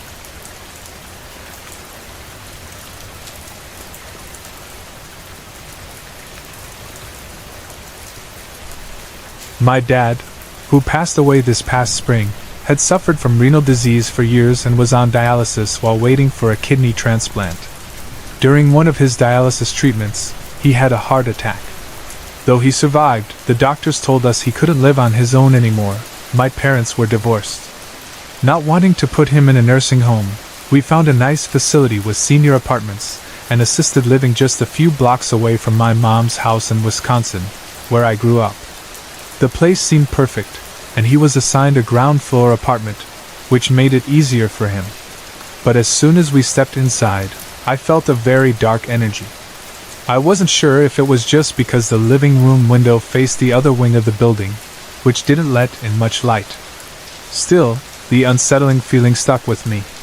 We got him settled, but right away, he complained that he couldn't sleep well there. At first, we thought it was just the stress of the move and that he needed time to adjust. But he kept insisting that he heard things at night, things that wouldn't let him sleep. My dad was a very stubborn man, and one day, after an argument with my aunt, something strange happened. The cupboard door suddenly flew open, and a glass flew out, landing on the floor and shattering. My aunt was freaked out and tried to figure out how the glass could have flown like that, but there was no explanation. On another occasion, my dad's caregiver was preparing his breakfast while he was in the shower. The caregiver set the breakfast on the table along with my dad's juice and meds. When my dad finished in the shower, the caregiver helped him get dressed and then went to the kitchen to eat. But when my dad went to the table, the plate and juice were on the counter, while the meds were still on the table. The caregiver swore he'd put everything on the table. He also mentioned hearing voices in the apartment, and someone tapping him on the shoulder, even though he was alone. Things only got stranger. One day, my aunt took my dad to a doctor's appointment, and when they returned to the apartment, they heard a loud ruckus coming from inside. When she opened the door, she found that all the speakerphones were turned on, and there was music and voices coming from them. My dad never used the speakerphones because he didn't like them, and the caregiver wasn't even there that day. The voices were faint and distant, and my aunt couldn't make out what they were saying, but she said it gave her chills. As my dad's health rapidly declined, we took turns staying with him while he slept. During my shift, he kept tossing and turning, muttering things like, "Leave me alone!" I kept asking, "Dad, are you okay?" He said it a few more times, then finally fell asleep. I went to the living room and sat in his recliner, trying to doze off. Suddenly, I felt a hard tap on my knee. I thought it was my sister, who had the next shift, but when I opened my eyes, no one was there. I was certain it wasn't my dad. I tried to go back to sleep, but then I felt a hard tap on my shoulder. This time, I was wide awake and scared. I couldn't take it anymore, so I sat in my dad's bedroom for the rest of my shift. I finally spoke out loud, saying, "I'm not afraid of you, but please find peace and leave my dad alone." I heard a faint tapping sound after that, but nothing more. We eventually called a priest to bless the apartment, and after that, everything stopped. My dad stayed with us for a few more months before he sadly passed away in that apartment. I don't know if the new tenants have experienced anything strange since then. We did inform the manager about the events, but she didn't seem surprised. She simply said she could offer him a different apartment if he wanted.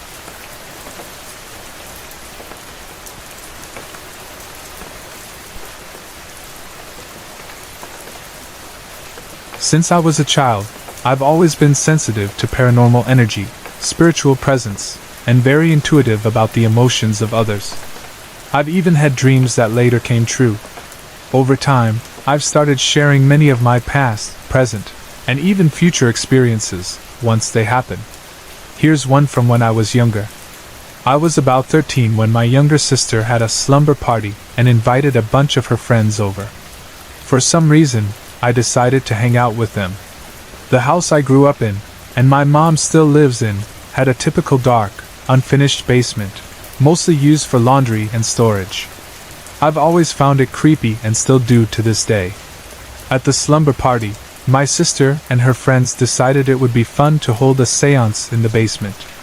I, of course, joined in. Among the guests was a girl from my sister's ballet school who lived in a nearby town. Her father had died when she was just a few months old, and she never got to know him. All she knew was that he had served in World War II and had immigrated to the US from West Germany in the 1960s. Her mother had told her that her dad was much older than her mom, but that was about it. We decided that her father would be the perfect spirit to try and contact.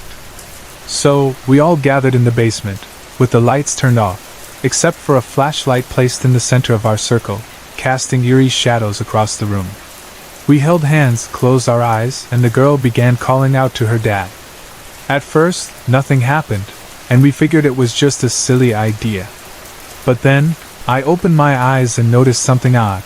The light from the flashlight was shining directly on the girl's face, but on no one else's. We stayed silent for a while, then suddenly, I heard the familiar sound of a bell ringing, getting closer. I smiled because I thought it was our cat, who wore a bell on her collar. But then, another girl screamed. "Something touched me!" I tried to brush it off, saying it was the cat, but soon everyone was screaming in panic. I looked at the wall and saw a shadow swoop across it, moving toward the outside of the house through the wall. One of the girls yelled, "Did you see that? Did you see that?" All of us were still sitting in the circle, and the shadow was very distinct. It wasn't any of our shadows. That's when I freaked out. I jumped up and rushed to turn the light on. We all ran upstairs in a mad scramble. My dad came out to see what was going on, and we told him what had happened.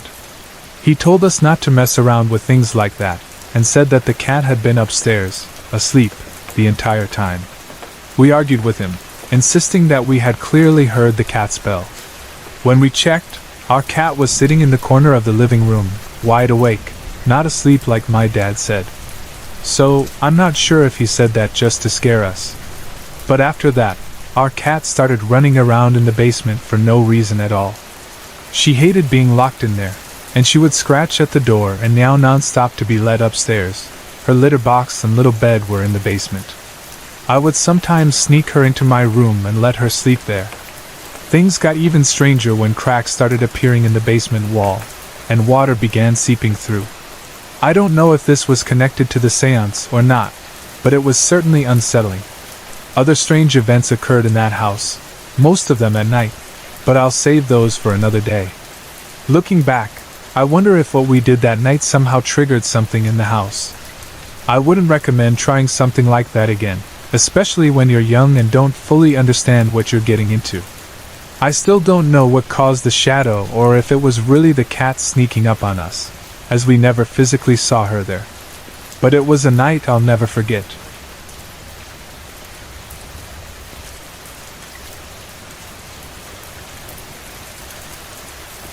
From 1968 to 2010, I had no paranormal encounters that stood out, until one evening in December 2010. It was 2 weeks before Christmas, and after working a grueling 12-hour shift, I was driving south on I-5, heading towards the Olympia City Center exit. It was around 6 p.m., traffic was moving about 40 miles per hour, and the rain was coming down hard. As I glanced to my right, I saw a young man standing or leaning against a short guardrail. He looked to be in his early 20s, wearing dark blue jeans, a blue vest, and a long-sleeved shirt. His long hair reminded me of how I used to dress back in the 70s. What struck me as odd was that he wasn't wet at all, even though it was raining heavily. He had this intense, dead stare, looking straight ahead at the traffic. As I continued driving, I kept an eye on him, and when I thought I had passed the spot where I'd be even with him, I realized something strange. He was gone. Disappeared. The guardrail was part of an overpass, with a deep ravine just beyond it, and there was no way he could have just vanished into thin air. When I got home, I told my wife about the strange encounter. I mentioned the dry man in the rain who disappeared and wondered aloud if he might have passed away on the freeway and needed help. My wife immediately got on the computer to look up any deaths in the area, and sure enough, a young man had died nearby, though the picture of him didn't match the man I'd seen. Still unsettled, I felt compelled to investigate. I wanted to find out if there was a connection between this young man and the strange experience I had. I took a detour and exited the freeway at the next exit up, intending to enter the easement that led back to the area where I'd seen him. I didn't want to park on the side of the freeway and wander through unknown territory. The area was known for being a hotspot for homeless people, drug users, and panhandlers, especially around the I-5 on and off ramps. Concerned for my safety, I didn't take a gun, but instead carried a wood-pick handle with me, just in case. I walked along the fence line, searching the area, but found nothing. The winter grass was low, and it was easy to see the ground. I was relieved not to find anything disturbing, no bodies, no signs of anything out of the ordinary. Still, I couldn't shake the feeling that something was off. I decided to take my wife with me the following weekend to do a more thorough search. We drove around the general area and eventually came across a road that led us downhill into a neighborhood, which was positioned roughly where I had seen the young man. We parked the car and got out. My wife took photos, but nothing unusual appeared in them. We didn't find anything strange or out of place, but while we were leaving, we noticed a small cemetery nearby, one we hadn't even known was there. Though we didn't stop to investigate further, I couldn't help but feel a connection between the young man and the cemetery. It seemed like a strange coincidence, but my mind couldn't let it go. This experience was my first significant paranormal encounter in over 40 years, since my childhood experience with the couple in the cloud. Shortly after this, and after installing mirrored double closet doors in our small master bathroom, strange occurrences started happening again. These incidents mostly happened during the day, and they were mostly experienced by me. I had no idea that this encounter with the young man would open the door to even more unexplained events in our home.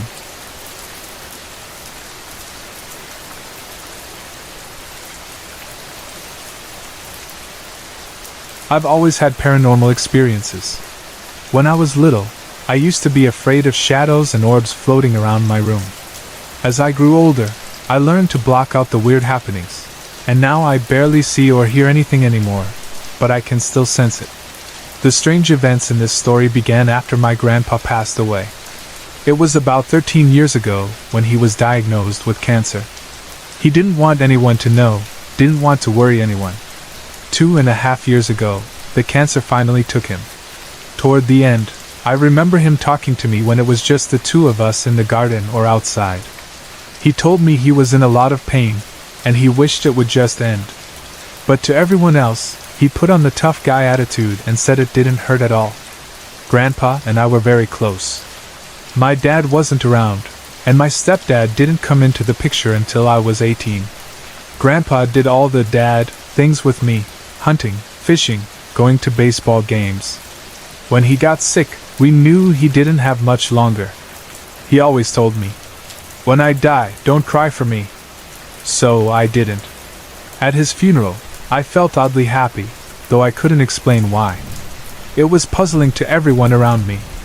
Afterward, my mom and I both thought we heard his truck outside the funeral home. His truck had a distinct sound, but since we were near a busy road, we didn't think much of it. Weeks later, it finally hit me that Grandpa was really gone. I started searching for him everywhere. It was like a weight slammed down on me all at once. Grandpa wouldn't be there for fishing trips or hunting anymore. Ghost or not, he was still Grandpa, and I couldn't shake the feeling that I should be looking for him. The next events didn't happen until the snow came.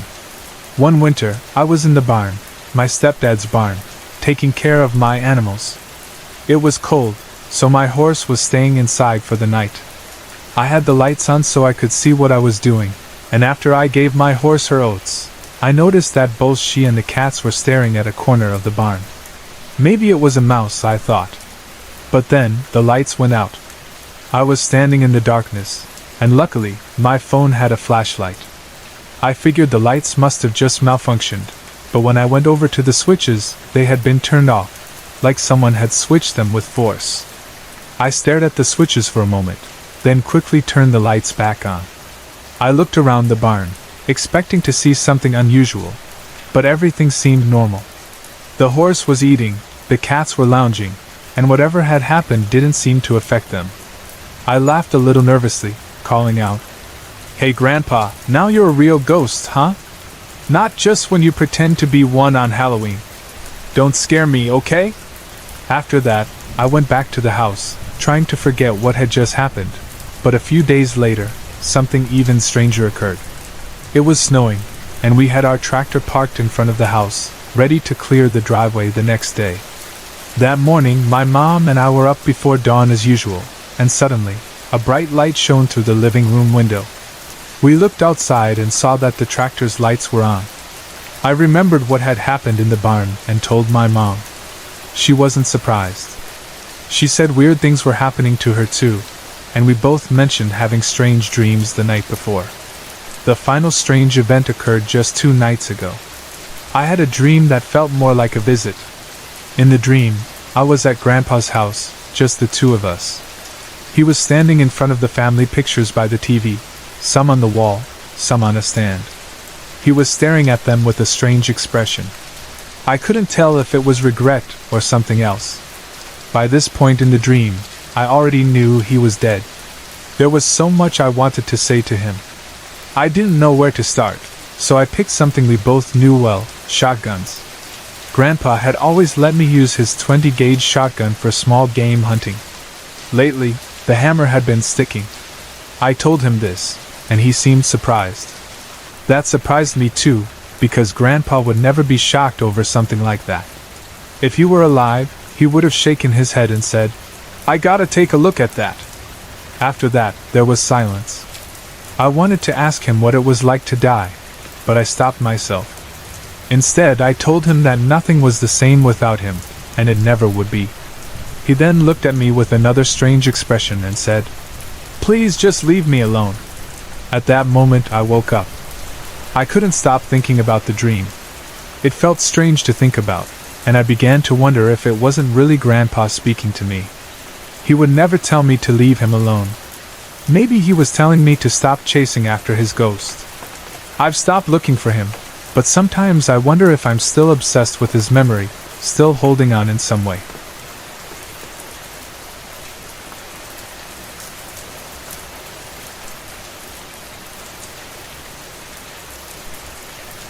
On January 13, 2013, I was watching the Seahawks playoff game against Atlanta.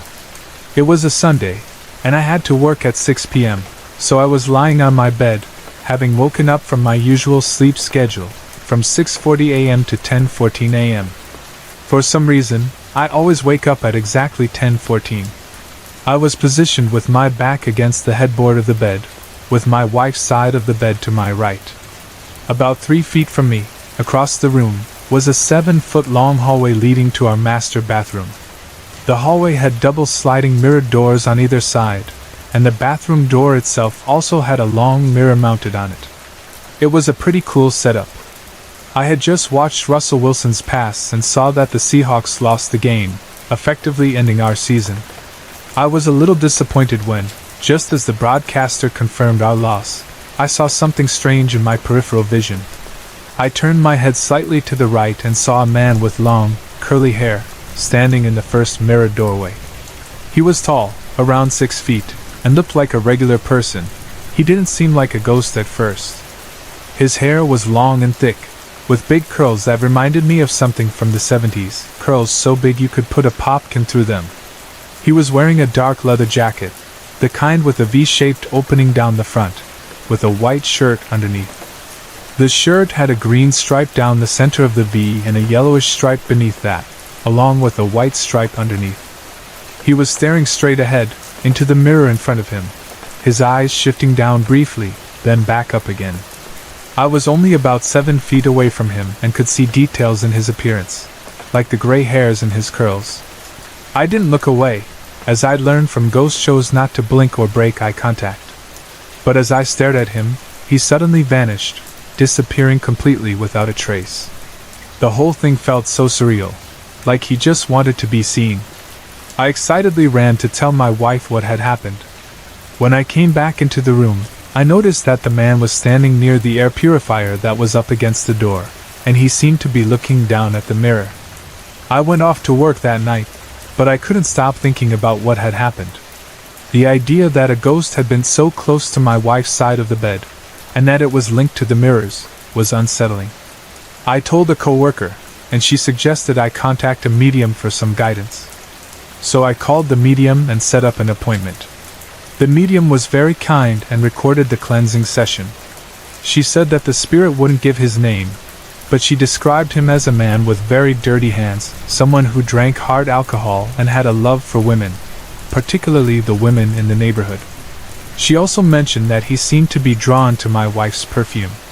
The medium warned me not to engage with any ghosts or spirits directly, as I might attract negative energy.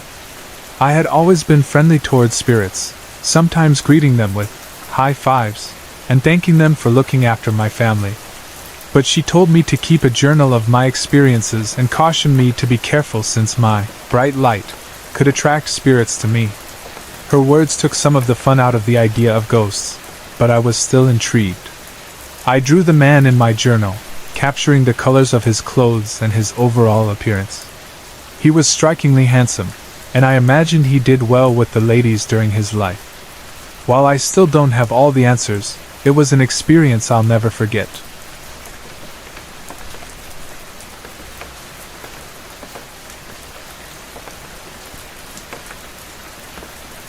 It all began when I was just a child, around 3 years old, in the early 1960s.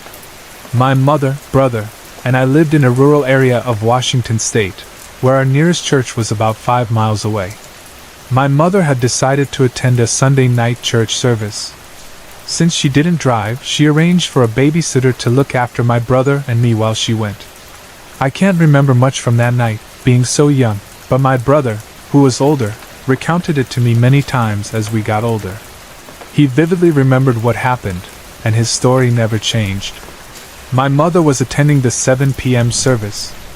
By around 8:30 p.m., she was praying at the altar when someone came to get her. They said, "Your children are at the door of the church." Confused, she went to check and found my brother and me standing at the foot of the church stairs. Our faces were dirty, our clothes were disheveled, and our noses were running. My mother couldn't believe her eyes. How could we have gotten there? My brother explained. "We wanted to find you, Mommy." He told her that he grabbed my hand, and we set out to find her. We lived about 5 miles from the church, down a dark road, and there was very little development in the area at the time. It was mostly just woods and emptiness. According to my brother, as we walked down that dark road, a white car pulled up.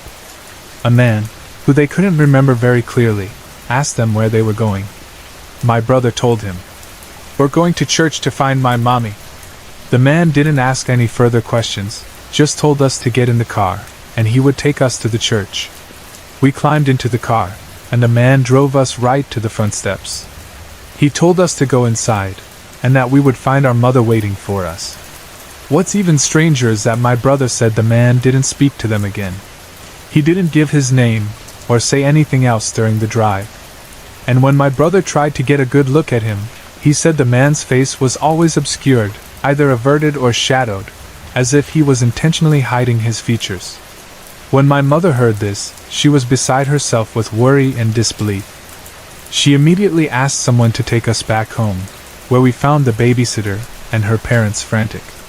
They had already called the police, though they hadn't arrived yet. The babysitter was extremely upset, and the police were soon contacted to confirm that we had made it back home safely. But the mystery didn't end there. No one ever found out who the man was. My mother reflected on the experience, and couldn't make sense of it. Who would pick up 2 small children in the middle of the night, with no knowledge of where the church was, and drive them to safety? It didn't make any sense, and to this day, we never found out who he was. As for me, I don't remember the incident at all. I was too young. But my brother always remembered it clearly, and he often told me the story as we grew up. He would talk about how, during the drive, he kept trying to see the man's face but was never able to.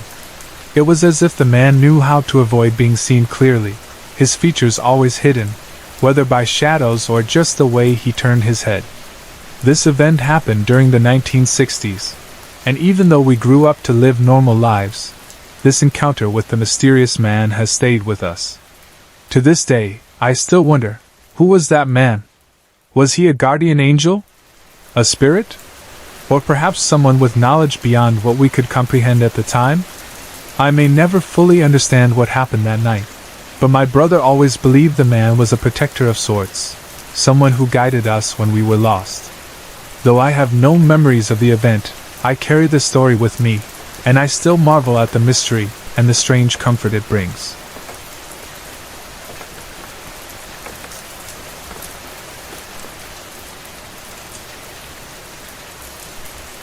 In 1987, I purchased a 1-plus-acre lot for $3,000 off an Indian reservation in Mason County, Washington, about 30 minutes from my work. I was making payments as I lived there, paying off the property by 1989. Whenever I had time, I would drive out to the land. The journey was beautiful, with the winding river to my left and a steep hillside on the right, the road carved out of the hill like a bumpy logging road. One weekend, I decided to camp on the property. Normally, I would wave at the native man, woman, and their 3 kids if they were outside, but this time I decided to stop and introduce myself. I pulled into their driveway, which was littered with trash, and walked up to the porch. To my left, I noticed 2 large beavers, skinned and lying on their backs, side by side. It was a strange and disturbing sight, especially because they weren't being used for food but merely for their pelts. It saddened me, but I kept going. I knocked on the door and introduced myself, mentioning that I had purchased property about a mile upriver and planned to camp there. The man welcomed me and, as we chatted, he casually mentioned that the local native people don't sleep in the woods there because of the stick Indians. I didn't know much about them at the time, and the conversation shifted before I could ask more questions. Before I left, the man showed me his recent catch from a saltwater fishing trip. I followed him to his yard, where I saw 15 small, illegal-sized red cod, filleted and scattered around. It was an odd sight, and after that, I felt a strong urge to leave, so I made my way to my property. Once there, I set up camp, and things seemed normal. Over time, I built my A-frame chalet home and finally moved in around mid-1990. The house was still off-grid, no electricity for 6 months and no running water for over a year, but I managed. I was single at the time, and my bedroom was in the upper half of the top floor, which was the crow's nest area of the chalet. From there, I could look down into the living room, and the A-frame peaked just above my bed, making the space feel cramped. The window was directly above my head, and the height of the ceiling made it unnecessary to hang any drapes. Then, one night, I had an experience I can't easily forget. I was suddenly awakened by a constant, high-vibration rattle, an overwhelming noise that seemed to fill the whole house. The closest comparison I can make is to the sound of 500 metal BBs rattling in a tube, shaken at an impossible speed, or seeds being shaken in an oversized pod, amplified 1,000 times. The sound was so deafening, so rhythmic, and persistent, it felt like it was coming from all around me, and it filled the entire room. I sat up quickly, heart pounding, wondering if a craft was hovering above my house. But when I looked out the window, I saw only trees, about 10 feet away. The rattling continued, lasting what felt like 10 minutes or more. It wasn't just loud, it was menacing, with an energy that made my blood run cold. I had never heard anything like it, and I was 12 feet off the ground, surrounded by the thick wooden walls of my home, so I felt somewhat protected. But the noise made it clear, I was not alone. After the sound finally stopped, I couldn't shake the feeling of unease. I started wondering if it had something to do with the stick Indians the man had mentioned earlier. Perhaps they weren't pleased with me building my home so close to their territory. I wasn't a hunter, but I had fished plenty of salmon from the river, and maybe they didn't approve. The thought of it all made me uneasy, especially considering how unsettling that noise was. In the 8 years I owned the property, that was the only time I ever heard such a sound. To this day, I can't explain what it was, but it left me with the sense that something, or someone, was watching over that land, and I could only wonder whether the stick Indians were still there, protecting their space.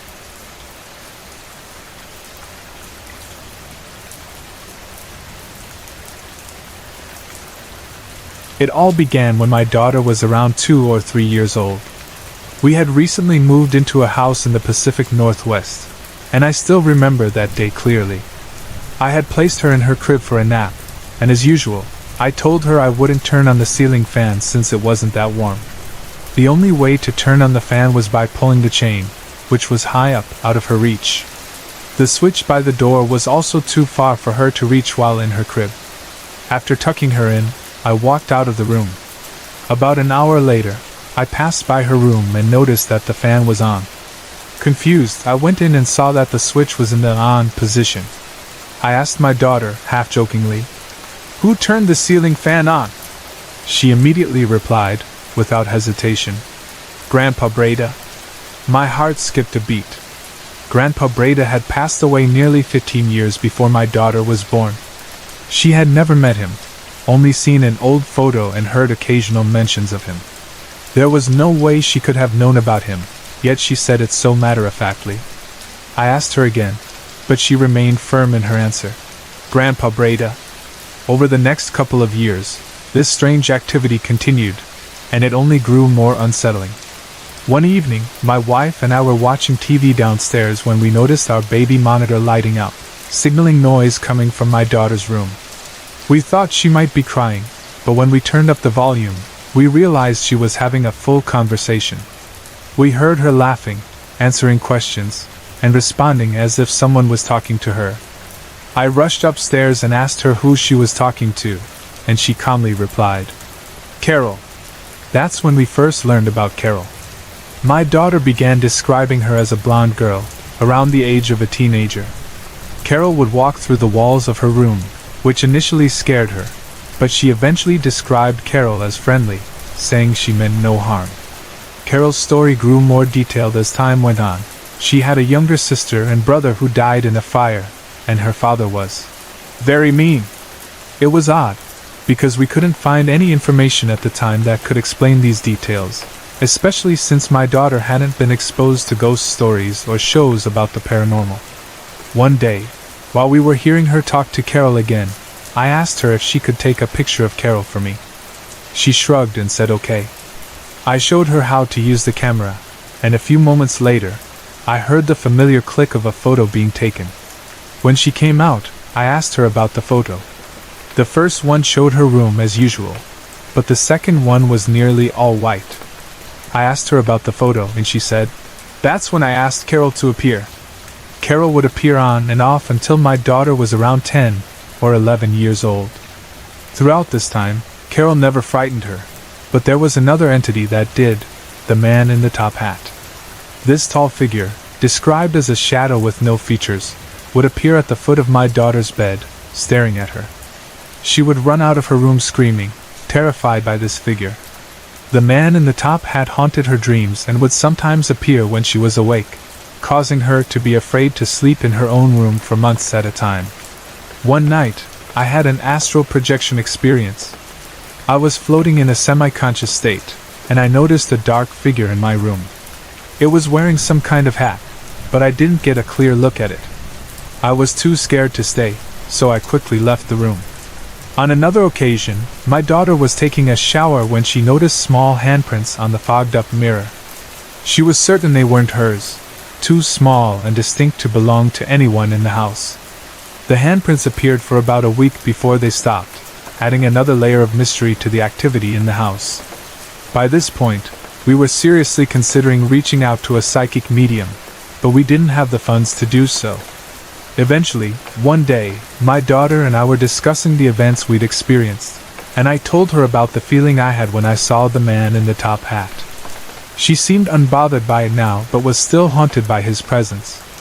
A year or so later, we attended a psychic fair in Seattle. During the reading, the psychic immediately mentioned my daughter's experiences without us saying anything about them. She told us that the entity we had encountered came from the White Brotherhood, which at first seemed like an odd and somewhat troubling name. I wondered if this group had some connection to the experiences we'd been having, especially with Carol. The psychic said it wasn't what it sounded like, and after some research, I learned that the White Brotherhood was thought to be a group of spiritually advanced beings who guide and protect humanity.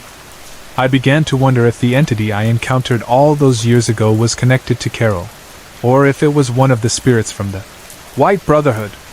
It left me with more questions than answers, but at least I knew we weren't dealing with malicious spirits, at least not all of them. Since then, I've continued to have encounters with spirits, but none quite as intense as the experiences we had in that house. These days, my daughter and I use dowsing rods to communicate with spirits.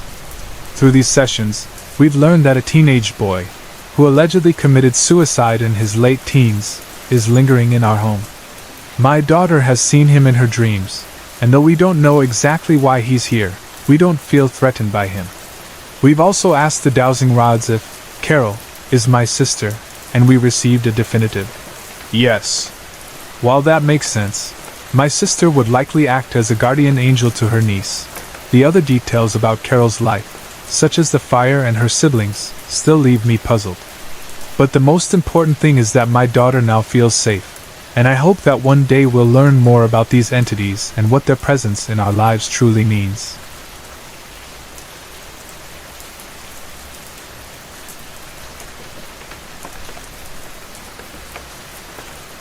In 1987, I purchased a 1+ acre lot for $3,000 off an Indian reservation in Mason County, Washington, about 30 minutes from my work. I made payments on the property as I lived there, paying it off by 1989. The drive up the river to my land was beautiful, winding alongside the river on the left, with steep hillsides rising on the right. It was a remote and peaceful area, but the landscape, with its dense forests and quiet seclusion, always gave off an unsettling feeling. One weekend I decided to camp on my property. On the way, I noticed a native man, woman, and their 3 kids living in a rundown house. I had always waved at them as I passed by but never stopped. On that day, I decided to introduce myself, so I pulled into their driveway, noticing trash scattered around the yard. As I approached the porch, I saw 2 large beavers lying on their backs, skinned and lined up as trophies. The sight saddened me, as I could tell the pelts were the only thing of value, not the animals themselves. I knocked and introduced myself, explaining that I had purchased property about a mile upriver. The man casually told me that the locals don't sleep in the woods around here because of the stick Indians. I didn't know much about them at the time, and we continued to chat briefly. Before I left, the man showed me his catch from a recent fishing trip. I followed him to the other side of the boat in his yard and saw 15 small red cod, filleted and scattered around. The whole scene left me feeling uneasy, so I quickly left to head back to my property. Once I arrived, I had no issues. Over time, I built my A-frame chalet home and moved in by mid-1990. It was off-grid, with no electricity for 6 months and no water for over a year. I lived alone at the time, and my bedroom was on the top floor, called the Crow's Nest, where I had a window directly above my bed. The A-frame design made the room feel a bit cramped with slanted walls. One night, I woke up to a sound I could never forget. It was a high vibration rattle, like a wood tube filled with metal BBs being shaken at lightning speed. The noise was deafening, rhythmic, and relentless. It seemed to come from everywhere at once, filling the room. I quickly sat up, wondering if a craft was hovering over my home, but when I looked out the window, I saw only the dark trees, 10 feet away. The sound lasted what felt like 10 minutes, but it didn't stop. I felt frozen, caught between fear and disbelief. I had never heard anything like it before. I was 12 feet off the ground, surrounded by wood walls, yet the feeling of something being off lingered. After it stopped, I tried to rationalize it, but the unease didn't leave. I couldn't help but wonder if the stick Indians, who the man had mentioned, might be responsible for the strange noise. Maybe they were unhappy that I had built there. I wasn't a hunter, but I had fished a lot from the river, and I wondered if that was enough to anger them. Whatever it was, I never heard that sound again, but the experience stuck with me. Some years later, I had another unsettling encounter. I was visiting a friend who had moved back to town, and was staying in a house a couple of 100 yards from the property where the casket factory had once stood. The neighborhood was known for being strange, with a lot of dark history and paranormal lore attached to it. One evening, my friend was alone in the house when he heard static noise, followed by a wheel modulation sound, as if tuning an old radio. Then, through the static, he clearly heard the words, "We got a jumper on the Maple St. Bridge." The message was eerily clear. He checked around the house, trying to find the source, but the stereo was turned off. Confused and a little freaked out, he eventually told his roommate about it. The roommate went pale and said, "Dude, the same thing happened to me a couple of weeks ago. Same words, everything." The coincidence was chilling, especially since this was in the same area as my experience. It wasn't until years later that I learned more about the Stick Indians and the lore surrounding the area. I've heard stories of ghostly apparitions and strange happenings along the river, and knowing the history of Spokane, especially the violent encounters with the native tribes and the tragic deaths tied to the river, it all started to make more sense. The peaceful valley neighborhood, once a modest working-class area, seems to hold its secrets in the quiet woods and dark history. I never saw or heard anything as frightening as the rattling noise again, but the unsettling feeling still lingers. The entire neighborhood has an eerie vibe, and the presence of spirits, or something else, seems undeniable.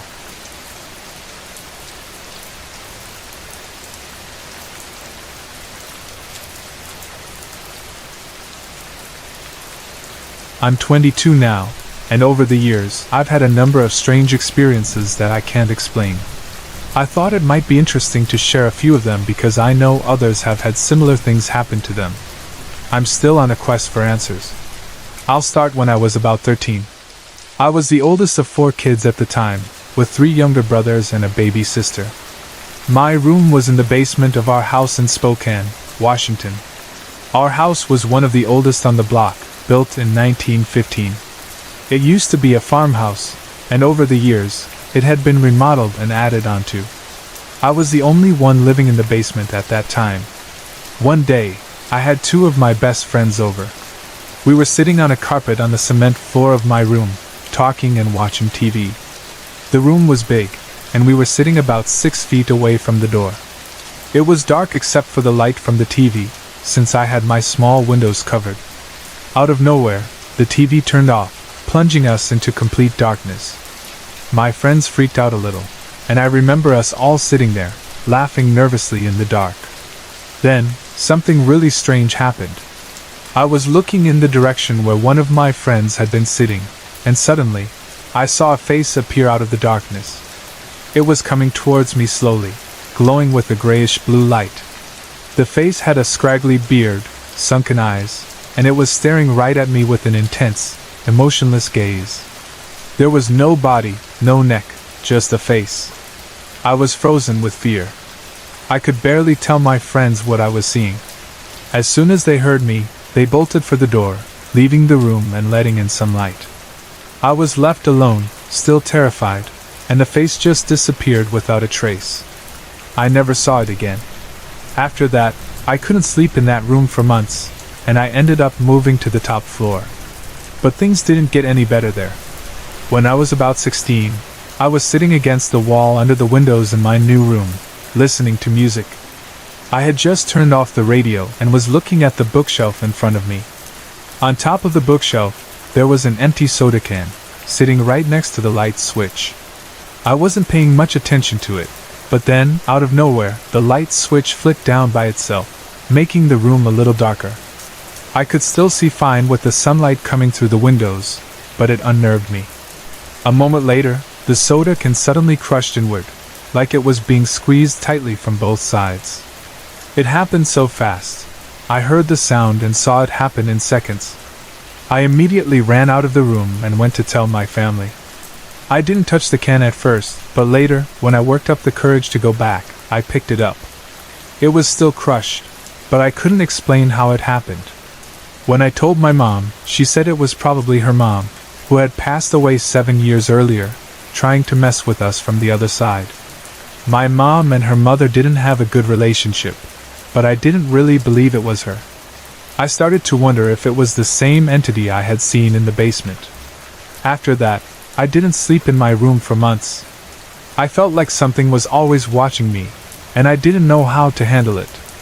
I just want to clarify that I wasn't on any drugs, and I've never been diagnosed with any mental health conditions. These are real things that I witnessed, and I still don't fully understand them.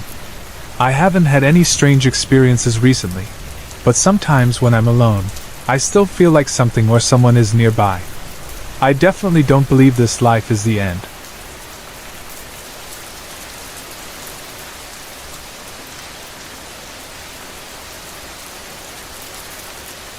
I'm still not sure whether I believe in ghosts, but I've had some strange experiences in my life, mostly involving dreams. The summer after I first moved out of my parents' house, I was dating a guy who lived with his mom in the countryside. We had a lot of parties there because his mom was often out of town, and there wasn't much else to do in a small town like Ellensburg, Washington, population 5,000 without the college students. One night during a party in the basement, someone brought up my boyfriend's troublemaking ghost. I asked, "What ghost?" And they began telling me strange stories: glasses knocked off tables, objects thrown, doors opening and closing on their own. Keep in mind, there were no cats in the house, and the dogs were always kept outside. Someone mentioned that the ghost seemed to dislike girls, and a mutual friend shared a story about how she was hanging out in the basement with my boyfriend when she said aloud, "Your ghost is a real B***********." And just moments later, a book fell off a shelf and hit her in the head. I shrugged it off, thinking it was all just coincidence. People love to believe in ghosts in old houses, and I had lived in a house built in 1910 without ever having any issues. Sure, I was terrified of my closet as a kid, but that was my mom's fault for telling me there was enough space for 2 coffins between my closet and theirs.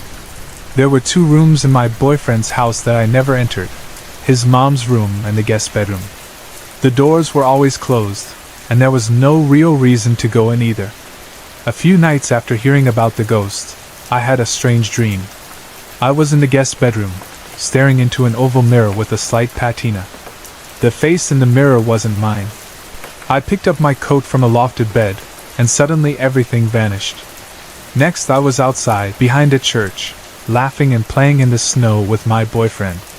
We were throwing snowballs at each other, and then he pushed me into the snow to whitewash me, something I grew up calling being buried in snow. But then, things got strange.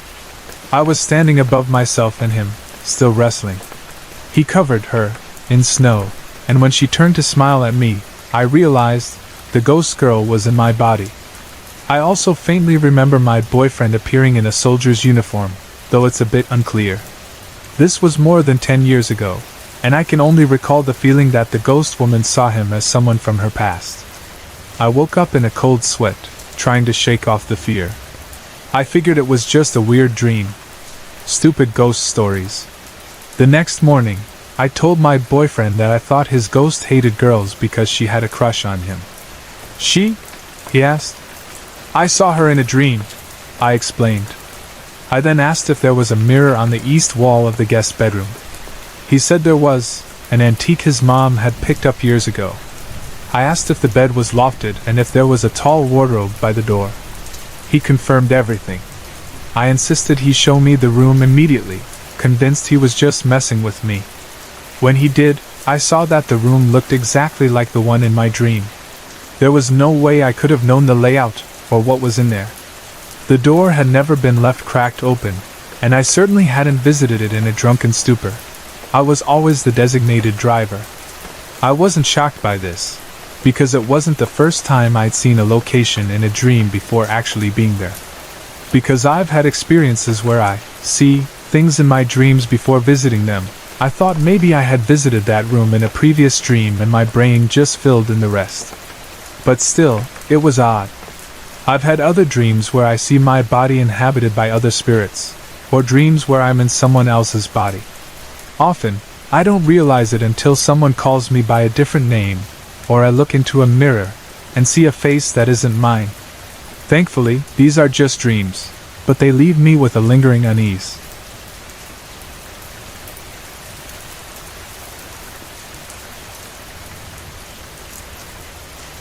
Last fall, my mom and stepdad offered to let me move into their new house rent-free while I saved money for my move to Europe. Since it was a beautiful Indian summer, I decided to do some garage sale shopping for furniture for my new room. I came across a small garage sale and decided to check it out. The house was tiny, and the family seemed a bit strange. As I was browsing, I spotted a very old-looking, unique Red Baron music box. The owner told me that if I twisted the propeller, it played a broken melody. The music box was cartoonish-looking, and the Red Baron pilot was kind of creepy. For some reason, I felt like I needed to have it. A week later we moved in. I unpacked my things and came across the Red Baron music box. I set it on my nightstand next to my bed and went about my day. That night, I stayed up late listening to music and relaxing in my new room. I turned off the light and laid on my stomach, trying to fall asleep. Suddenly, I felt and heard someone breathe a cold breath down my neck. The creepiest part was that I actually heard the sound of a deep exhale, like a loud "Huh." I was instantly paralyzed with fear, convinced that someone had broken into the house and was about to harm me. I jumped out of bed, panicking, turned on the light, and looked around, ready to fight for my life, but there was no one there. I felt completely crazy but ran to my mom's room, still crying and shaking. I tried to explain what happened, but I knew it sounded insane, so I convinced myself, and my mom, that I just had a bad dream, even though I knew deep down it wasn't true. In the weeks that followed, I started to feel anxious about being home. I used to look forward to returning at the end of the day, but now, I dreaded it. I hated being in my room and even started sleeping in the living room some nights. One night, I woke up around 2:30 a.m. I couldn't sleep, so I got up, went to the bathroom, and laid back down, scrolling through my phone. I decided to try to sleep again, and just as I closed my eyes, the Red Baron music box began playing, a broken, eerie tune. I felt a chill run through me, so intense that it made my stomach turn. It was as if the chills were coming from inside me. I froze in fear but then jumped up, turned on the light, and looked for any explanation for why it would be playing. I left the room as quickly as I could. At that point, I was certain the music box was tied to some kind of spirit. The next day, I decided to get rid of it. As strange as it sounds, I spoke to the music box, telling it that I was throwing it away and that it wasn't allowed to stay in the house. I cleansed my room with Rook's method. I couldn't do the whole house, as my stepdad was very religious and didn't believe in anything like that. That seemed to end the problem in my room. The heaviness lifted, and my room felt comfortable again. But a couple of weeks later, things started happening outside of my room. My fiancé came to visit, and when he was home alone during the day, he heard strange noises, like the sliding door opening and banging sounds. At first, I thought it might be the washing machine or the refrigerator making those sounds. Then, my best friend came to visit, and even stranger things happened. Glasses started breaking in the middle of the night in the kitchen. We would get up to check, and it seemed like objects were being pushed off a shelf in the kitchen window, landing in the sink. Things only got weirder after that. One night, while I was on the phone with my fiancé, sitting in my room with the door open, something threw one of my earplugs at the door from the hallway. I heard the distinct sound of the earplug hitting the door, and I saw it happen. No one was home, and there's no way an earplug could have flown at the door like that. It felt like whatever was there couldn't enter my room, but was trying to get my attention from outside it. It was beyond creepy. The scariest experience came right before I left for Europe. My mom and I were sitting in the living room watching TV. It was a quiet scene in the movie when, out of nowhere, I heard someone yell, "Help!" It was clear as day, and it sounded like the person was in pain, gasping for breath. I immediately thought it was my stepdad in trouble. I panicked, grabbed my phone, and dialed 911 as I rushed to check on him. When we found him, he was fine and had no idea what we were talking about. We checked outside, but since we lived far out in the country, and had no close neighbors, there was nothing. I was sure the voice came from inside the house, though. When I told my mom about it, she looked at me, wide-eyed, and said she heard the same thing. For the first time, I felt validated. She had experienced something, too. I'm not sure what that voice was or if it had anything to do with the Red Baron music box, but I did some research on the area. I found out that the road we lived on used to be a busy pioneer road, one of the main ways into Spokane. Before the house was built, there was an old homestead on the land, dating back to the early 1900s. They plowed it over when they built the new house, which didn't sit well with me. Since moving, I haven't experienced anything strange, even though I now live in a house built in the late 1800s.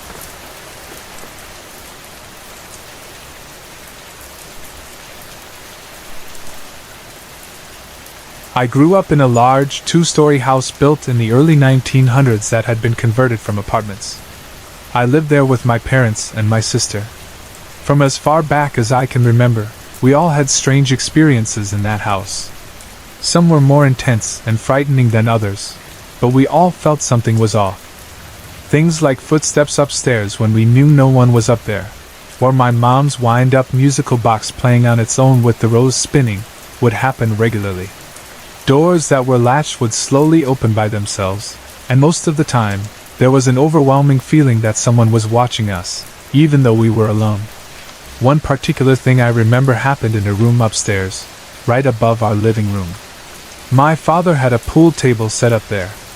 Sometimes, when my sister and I were home alone, we'd hear the sound of pool balls moving around as if someone was playing a game. That was strange enough. But the most unsettling experience I had was when I would hear a man's voice whispering my name. No one else ever heard it, just me.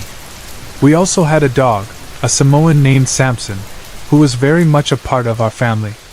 Whenever we would leave the house, no matter how long we were gone, we'd come back to find that Samson had defecated all over the dining room and would be cowering under the table, as if something had frightened him terribly. There were also times when the blinds on our kitchen door would fly up in our faces right when we reached for the doorknob. This happened more than once. Whenever my sister and I would go to our parents after something scary happened, they would always try to explain it away logically, even though we knew it wasn't something easily explained. I think they didn't want to scare us any more than we already were. It wasn't until I was in my early 20s that my mom finally opened up and shared some of her experiences, as well as my dad's. One of the things she told me was that she had been home alone, cooking in the kitchen. She had sent my father to the store, and my sister and I, being kids, wanted to go with him. While she was in the kitchen, she heard the side door open and slam shut, followed by what she thought was my father calling out, "Hello?" She went to check, but when she reached the hallway, the door was empty. When she looked outside, the car still wasn't in the driveway. One of the creepiest things happened right before we moved out. I had a vivid dream about a little boy and girl with brown hair, dressed in old-fashioned Victorian clothes, watching me sleep from the foot of my bed. They didn't speak, just stared at me with sad expressions. When I told my mom about the dream, she stopped me halfway through. She asked questions like, "Did they have brown hair? Was the girl taller? Were they dressed in Victorian clothes?" I was shocked when she described them exactly as they appeared in my dream. It turned out my father had also had a similar dream. He had dreamt he was sleeping on the sofa in the living room and woke up to see these two children watching him. Things got even creepier when I was about 13 or 14. My sister and I had two cousins over, and we were bored in her room. Someone had the idea to make a homemade Ouija board, and we started asking questions. The last question I asked was, "If somebody's really here with us, can you give us a sign?" The moment I finished speaking, we heard a loud crash, like glass shattering. All four of us turned to the two windows in my sister's room that faced the street. The window on the right was completely shattered, and glass was scattered all over the carpet.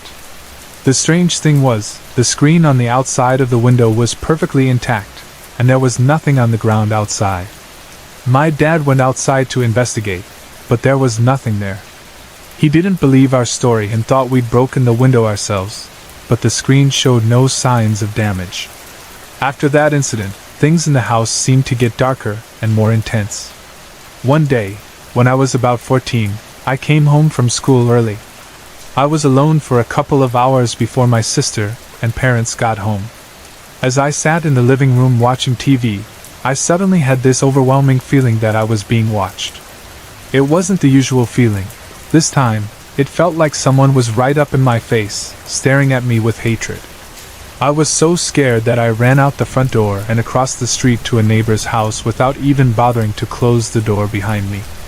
I didn't go back home until my mom arrived and came looking for me. The last event that stands out happened when my sister and I were both in our early teens. My sister's room was upstairs, right next to mine. One night, she was lying in bed, having trouble falling asleep, when she heard light tapping on her door.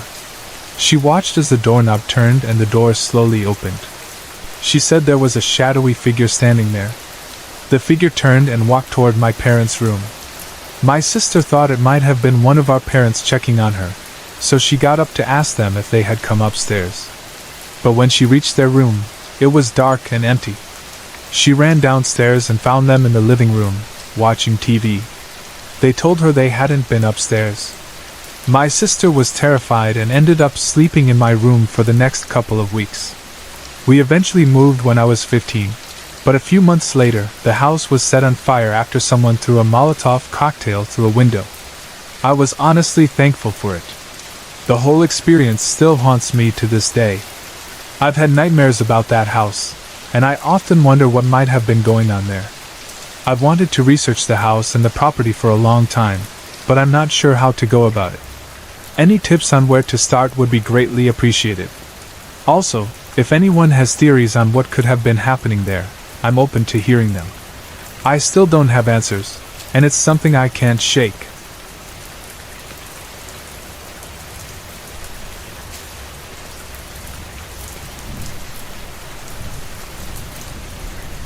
Last year, my friend S lived in her ex-husband C's pool cottage for a while.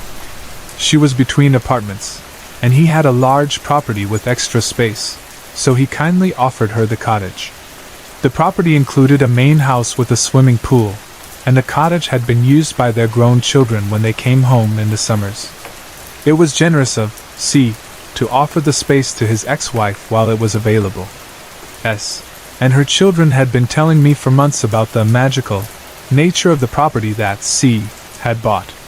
The kids, aged 23, 21, and 18, all insisted I come visit to see if I could feel anything unusual there.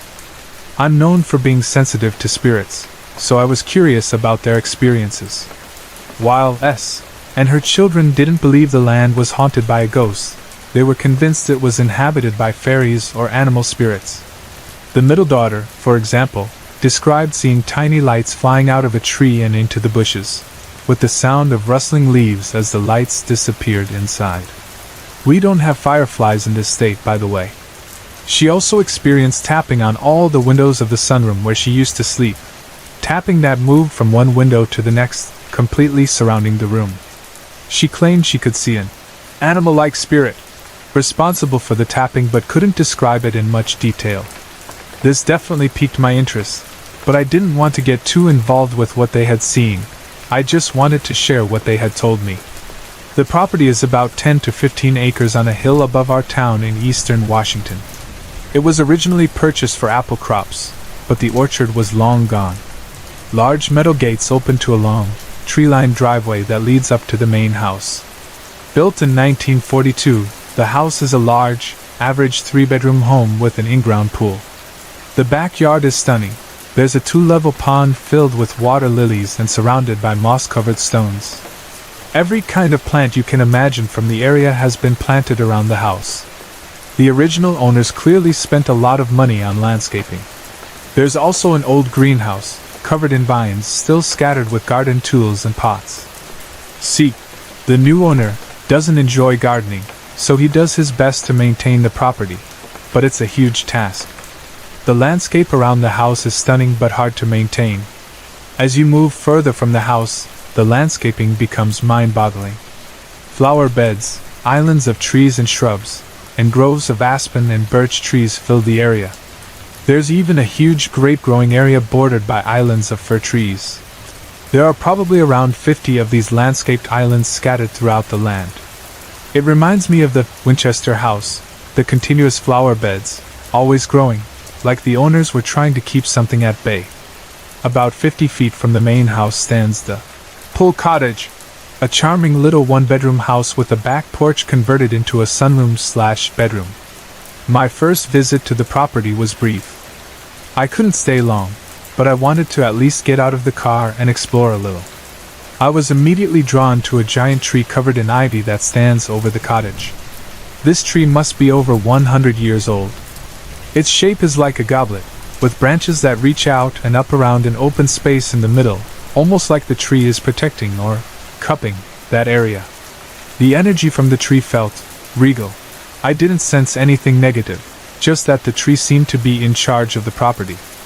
I also got the distinct impression that no one was ever supposed to sit in the open space within the tree. I wasn't sure why, but it felt like a no. Later, I found out this was the tree where the glowing lights had been seen. A few weeks later, I returned to explore more during the day. The tree still gave off its royal vibrations, and while I was enchanted by the beauty of the place, I couldn't quite understand the energy I was picking up. There was no presence of a human ghost, just a charged, almost magical feeling in the plants and the area itself. I didn't know how to explain it. As I was leaving, saying goodbye to I saw something that caught my eye. A figure about 100 feet away from me was moving along the inside of the fence line. I first thought it was a dog, but as I watched, I realized it wasn't. The creature's body was long, about 4 feet in length, covered in shaggy black hair, and it ran on legs that were only about 6 inches tall. The closest comparison I could make was a large, deformed black corgi, but it was much bigger. It disappeared into the landscape, and although didn't see it, she could tell from my reaction that I'd seen something. She simply said, "If you figure out what's going on here, let me know."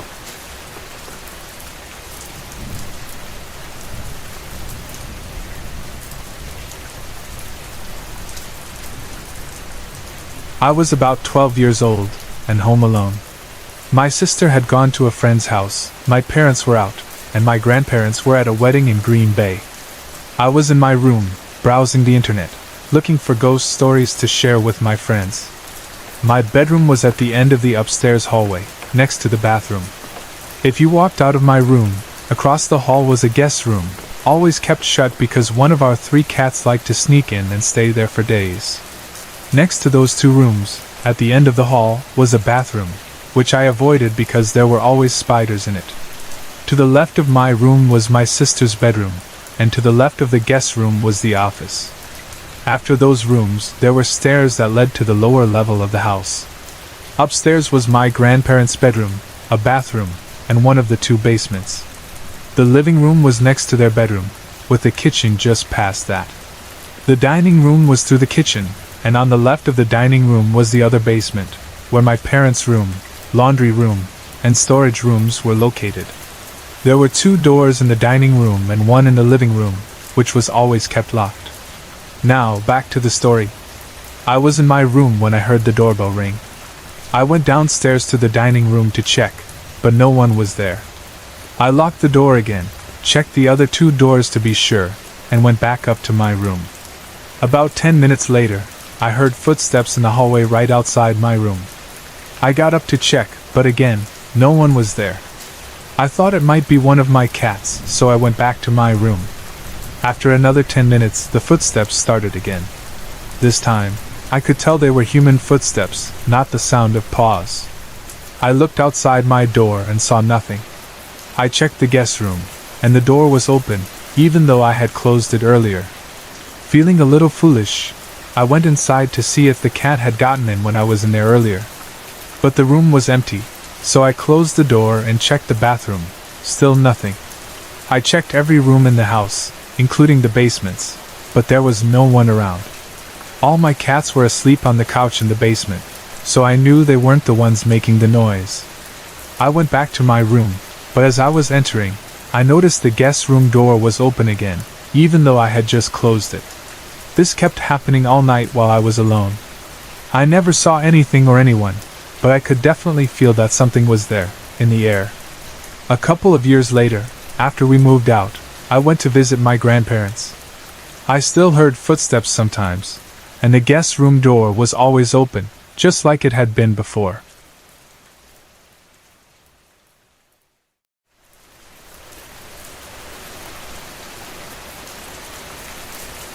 At one point I used to say, "I don't believe in ghosts." But after everything that happened to me, I will never say that again. Here's how my story began. One day, my friend and I were on the internet, and came across a random ghost video. Looking back, it was clearly fake, but that was what got us interested in ghosts. To clear our heads from the shocking evidence we'd just seen, we decided to go to the park. We went to the baseball field, and my friend climbed up to the announcer's booth. She said she saw a child in a floral shirt and glasses, but that was all she could make out. We spent every summer weekend at the park, but as fall came and the cold Wisconsin wind picked up, we started going less. One day, we randomly decided to visit again. That's when I thought, no one is here. I've been watching ghost hunting videos, let's see if we can find a ghost. It'll be fun! Well, it wasn't as fun as I expected, but I'll never forget it. We asked for a sign of the ghost's presence, and suddenly, the wind picked up drastically. At first, I didn't think much of it, but then we asked for more signs. I asked the ghost to come with me across the park. I whispered to it, asking it to make my friend's hands turn into fists, and not let go until I said so. When I came back to her, she was freaking out, yelling that she couldn't open her hands. I tried, but they wouldn't open. Then I remembered what I had whispered and said, "Okay, that's enough." Her hands opened right away. We hurried back to my house. The next morning, I woke up and walked into my room. As I stood at my doorway, I noticed something strange. The blinds in my room were moving, as if someone was running a finger down them. I gasped, and it immediately stopped. It wasn't my imagination. In the middle of winter, my friend invited me over to help clean. I know, not the most exciting, but we had fun together. We had just finished when I was running down the hallway. I knew she wasn't there, but her little dog was chasing me, so I ran straight to her room. As I entered, I saw something strange. The water in her glass was swirling around on its own. I gasped again, and it slowed down. After that, nothing much happened for a while, until spring came. I went to her house again to play DDR. Later, we started playing GameCube. Her dad hooked it up upstairs, then left us home alone. While we were in the living room playing a racing game, I was losing. As usual, she suddenly told me she felt a tug on her hair. Then I felt it too. We both asked for a sign of the ghost's presence. I turned around because I heard something, and that's when I saw it, a floating black mist-like figure. I was freaked out, but after about 10 minutes, we went right back to playing the game, like nothing had happened. My friend was scared, but I was more excited than scared.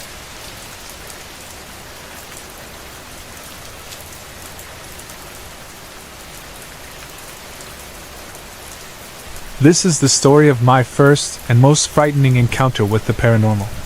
Before I share what happened that night with my two friends, Tracy and Samantha, some background information is needed. Tracy and Samantha are twin sisters who live in a small house by a lake in southeastern Wisconsin. I had visited their house many times before, and each time I had to drive past this tiny cottage on the way. The cottage looked abandoned, its windows were smashed, and the door was boarded up. It was the size of a small shed and always gave off an eerie vibe. One day, while Tracy and I were taking a walk past the cottage, I asked, "Did someone actually live there?" "It's so small," Tracy replied. "Yeah, a long time ago." She then told me about a hypnotist ghost that supposedly lived in the house. Curious, I asked her to explain. Tracy told me a story about a friend of hers who lived nearby. This friend had been walking to the local bar for some food after visiting Tracy's house. After 3 hours with no word from her, the girl's parents went out looking for her and found her standing in front of the cottage, staring into the window like she was in a trance, completely hypnotized. Now, I knew that Tracy liked to exaggerate sometimes, like the 3 hours part, but for some reason, I believed there was something in that cottage that had caught her friend's attention. From that moment on, Every time I had to drive by that cottage, I felt uneasy. It wasn't until the summer of the following year that I truly began to believe in the ghost story. The twins and I, along with some friends, went to see a late-night movie. Since I was the one driving, I was in charge of taking them home that night. As my car pulled onto their road, I couldn't stop thinking about having to pass that creepy cottage again. As we neared it, I turned to Tracy, who was sitting in the front seat. Samantha was behind her, and said, "Man, I really hate that house." As soon as I finished saying that, I suddenly felt this strange jolt of energy pass through the right side of my body. To this day, I can't fully describe it, but it felt like a unique energy, almost like a shock that froze me for a moment until we were clear of the cottage. When we reached the twins' driveway, I turned to Tracy and said, "I just got the weirdest feeling as we went by that house." She looked at me, wide-eyed, and said, "Yeah, I felt that too. On the left side of my body. I felt it on my right," I replied. We sat there for a moment, trying to figure out what had just happened, while Samantha sat in the back, looking at us like we were crazy. When I asked her if she felt anything, she just said, "No, nothing seems strange to me." Later that summer, the cottage was finally torn down. Since then, I no longer feel afraid when I pass that spot, but the strange experience is one I'll never forget.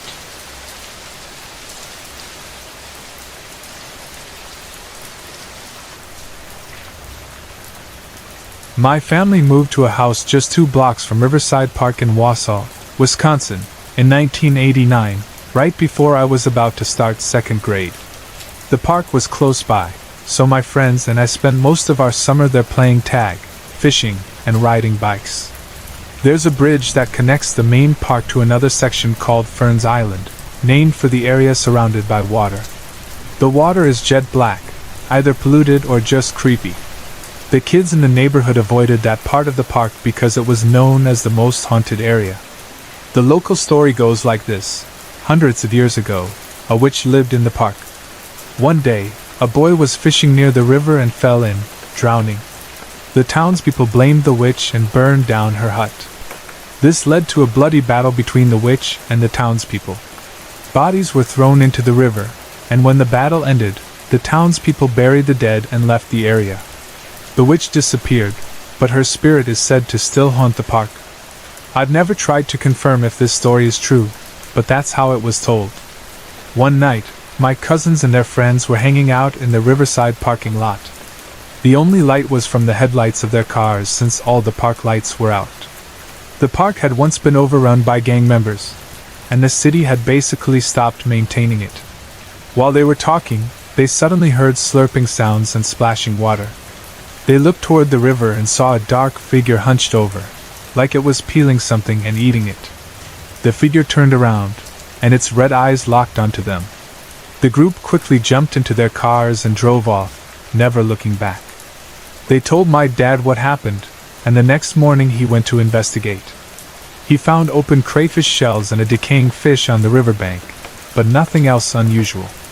Then there's the story from my older brother, CK. He worked the 2nd shift and got off work at midnight, so he hadn't seen his friends in weeks. One night, he called them up and they decided to meet at Riverside since it was close to where they all lived and worked. After CK got off work, he drove past IGA, a supermarket, where he saw his friends loading beer into the trunk of their car. He waved at them, and they waved back. CK drove to Riverside and parked near the riverbank, rolling down his window a little. He laid back in his car, looking at the night sky. Suddenly, he saw a woman with flowing blonde hair running past his car.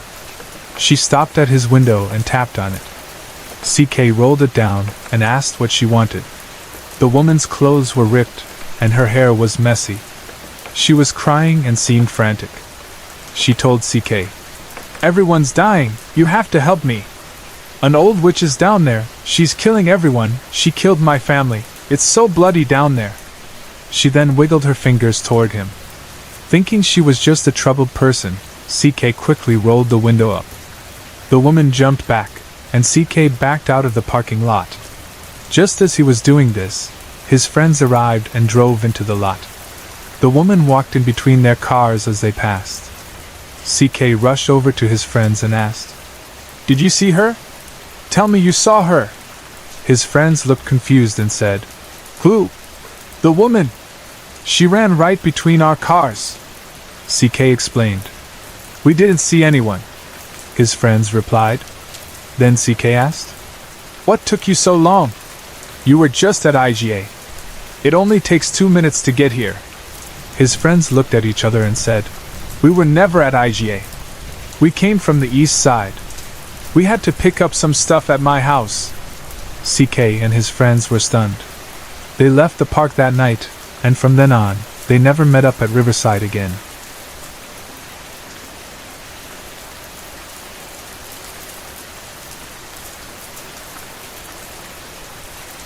After my wedding, I moved in with my husband and his family, as is the Hmong tradition. I stayed with his family for about 9 months, helping around the house and getting used to their way of life. The house they lived in was built in the 1920s, and it had an eerie feel to it. Even though the sun came in through the windows, there were dark corners in the house that never seemed to get any light. During a renovation, we found old newspapers from 1924 used as insulation in the walls. The basement was also a creepy place, with unfinished concrete floors and minimal lighting. It felt like a place you didn't want to be alone in. One December weekend, my husband and I were getting ready to move into our tiny one-bedroom apartment.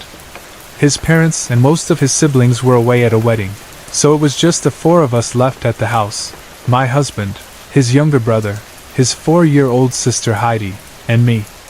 While my husband and his brother worked downstairs loading the moving truck, Heidi and I stayed upstairs packing. I don't like being alone in that house, especially upstairs. I was packing some of my things when I noticed Heidi staring at the closet.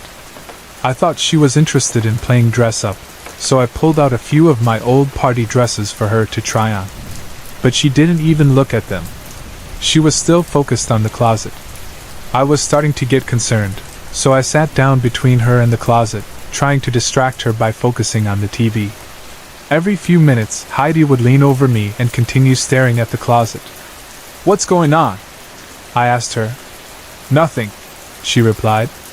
I wasn't fully paying attention to her, but then I looked up and saw that Heidi was standing in front of the closet with the door wide open. I asked her, "What are you looking at?" "I'm looking at the big stuffed bear," she said, pointing to a toy my husband had given me. "Is this what you want?" "No," Heidi replied, still staring at the closet. "Niab, what is that?"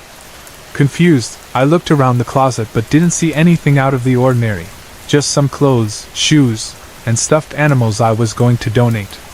But Heidi kept staring and suddenly screamed, pointing into the closet. "That, Niab! What's that?" she yelled. I looked again.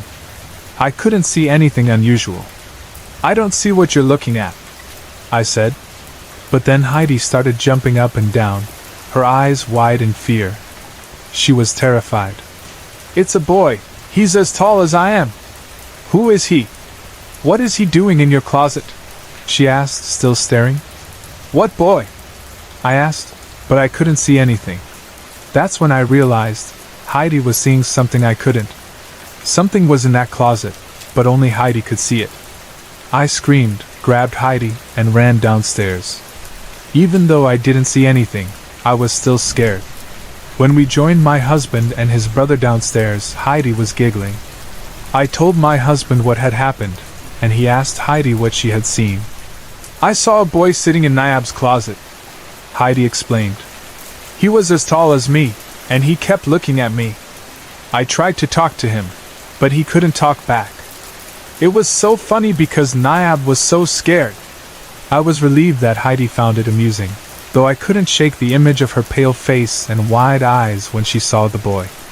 I was worried that it might have scared her, but she seemed fine. 2 years have passed since that night. My husband's younger brother and his wife now live in that same room. Recently, his wife had a disturbing dream and woke up to find a dark figure standing by the closet. It seems like the boy is still there.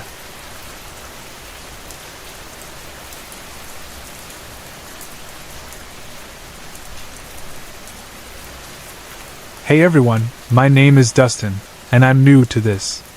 I wanted to share a strange experience I had when I was a kid, and I'd love to know what you all think.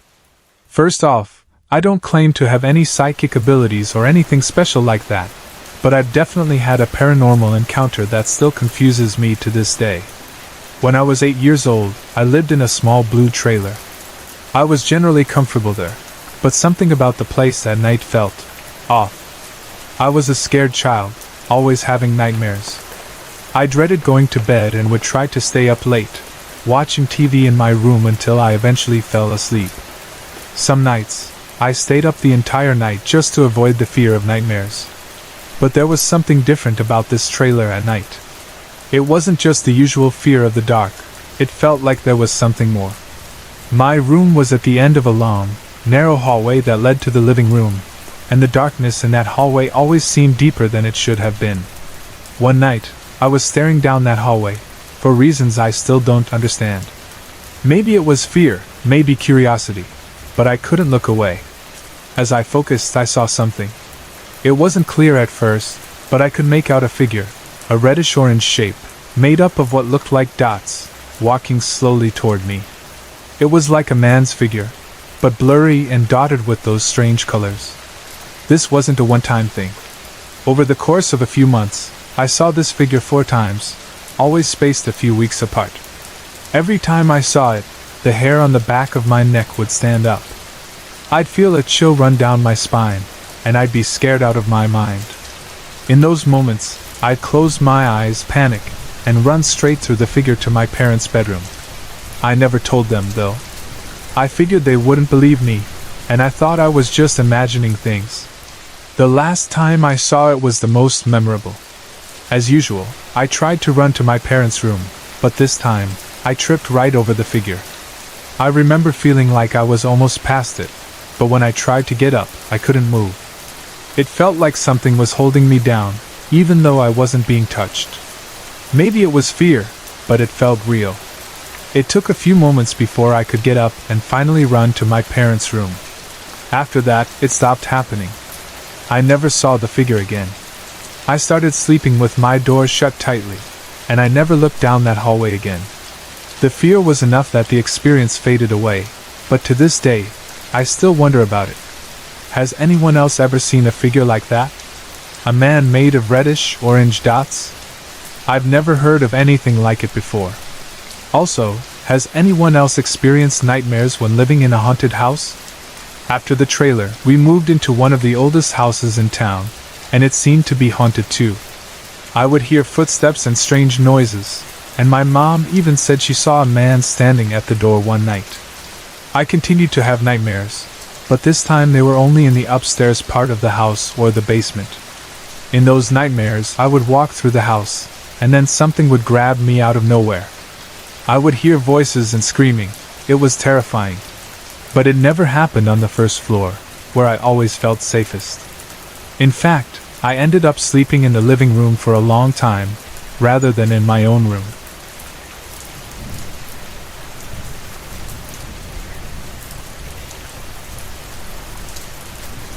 About 10 years ago, my grandfather passed away from complications of a stroke.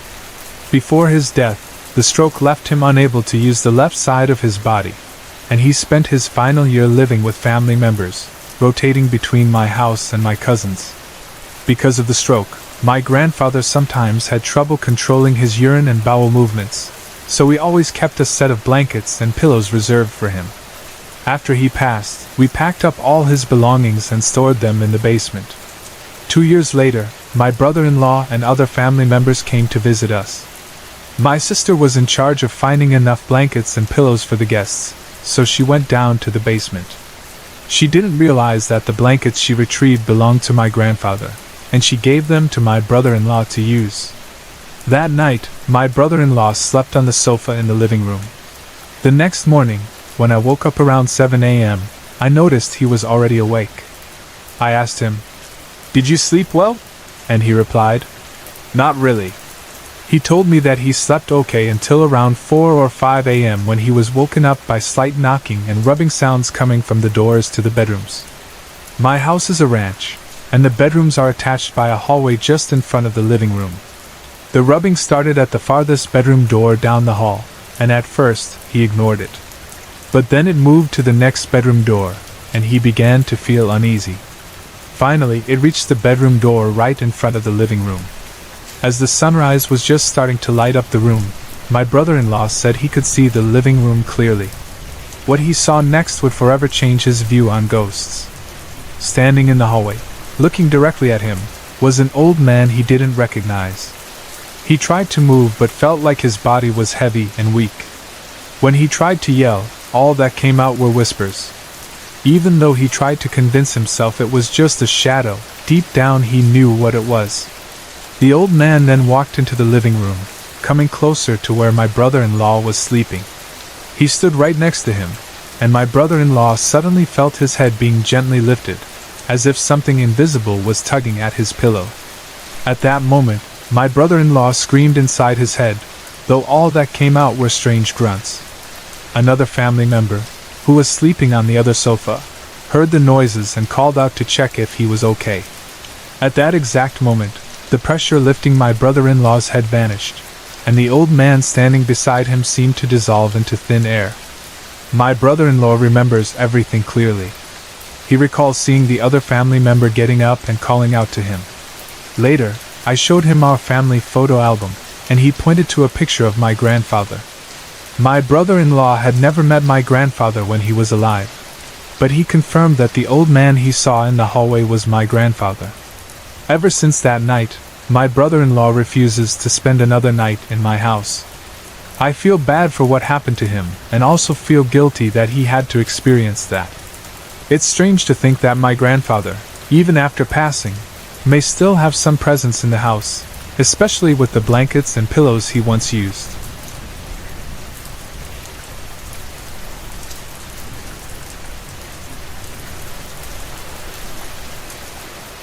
I used to work in a small town on the Dore Peninsula, at an older, family-owned hotel that reminded me a lot of The Shining.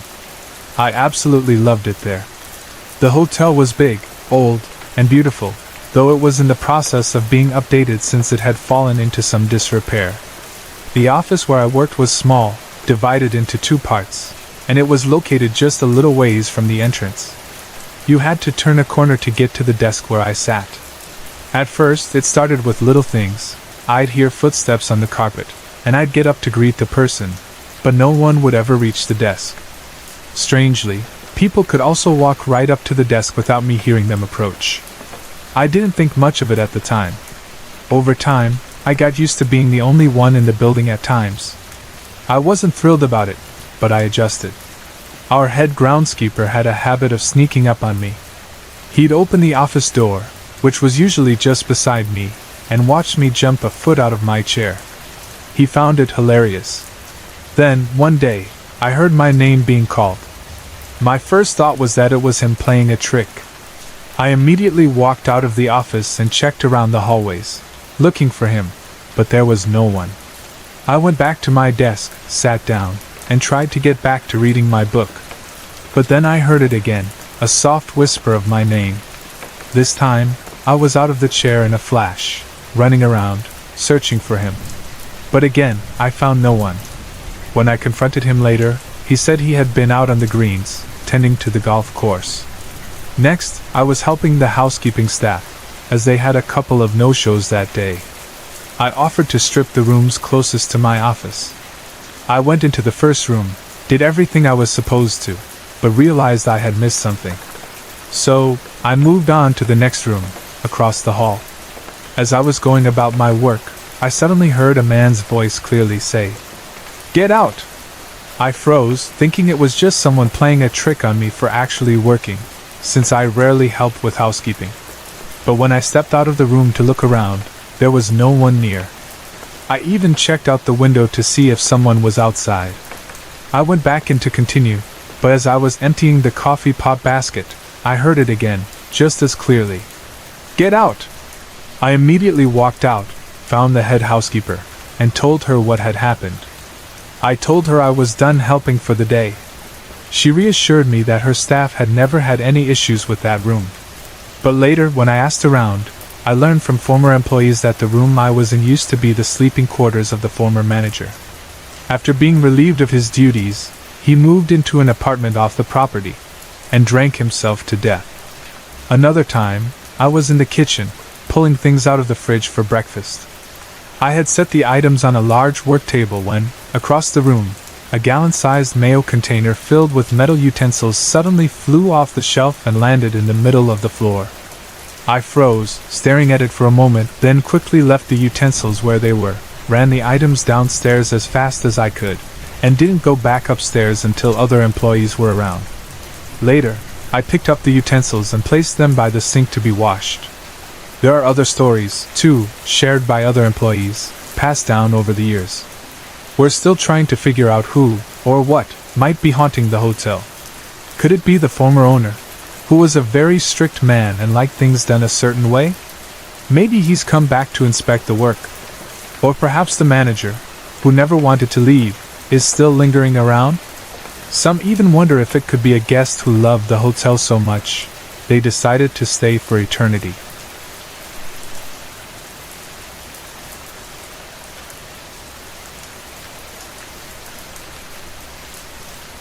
My parents were looking for a new house to move to in Sturgeon Bay, Wisconsin, when they found one that my mom instantly fell in love with. The story of the house was strange. It had once belonged to an elderly woman who lived alone with her cats. She would often call the police to come check on her, but when they arrived, she wouldn't answer the door. My parents made an offer on the house, but unfortunately it was taken by 2 doctors. My mom, however, couldn't stop thinking about the house. Since it was only a block away from my grandparents' place, she'd drive by it almost every day. One day, she noticed a "for sale" sign back in the front yard. She made an appointment with the realtor to view the house again. When she pulled up, the current occupant ran out of the house, yelling and screaming at her. After a moment, the woman realized my mom was there to meet the realtor, not to cause trouble. She calmed down and apologized for her outburst.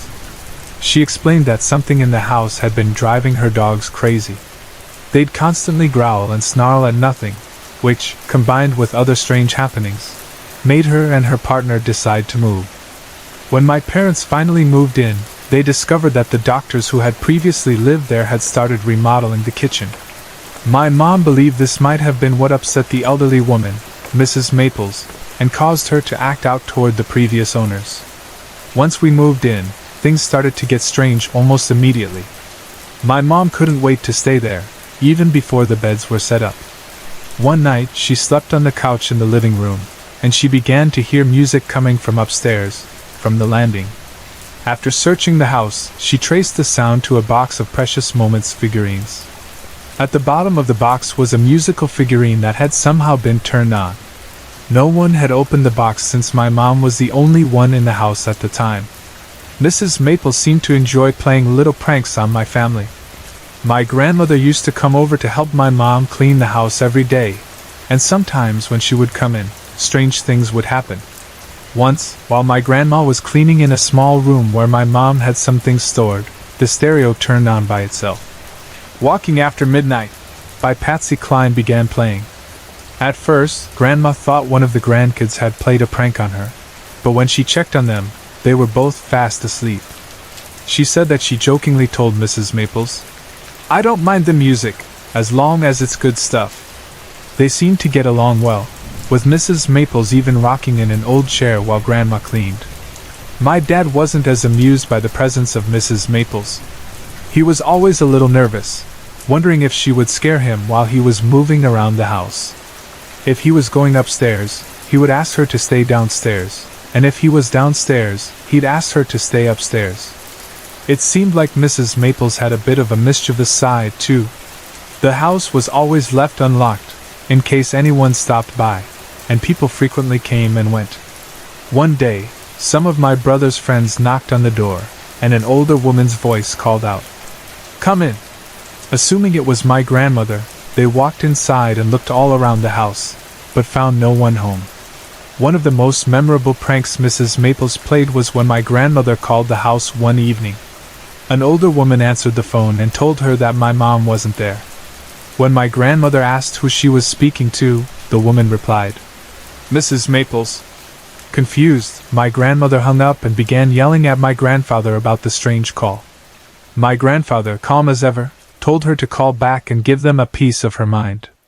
So, my grandma dialed again, and this time my father answered the phone. She immediately began to scold him for the prank, but my dad told her that the phone hadn't rung all night. He even suggested she come over and check the caller ID herself. After that, my grandmother was left a little shaken. It seemed like Mrs. Maples had a way of being present, even when no one saw her. Sorry to interrupt. If you're enjoying the story, let me know in the comments and tell me where you're watching from. Don't forget to like and subscribe for more.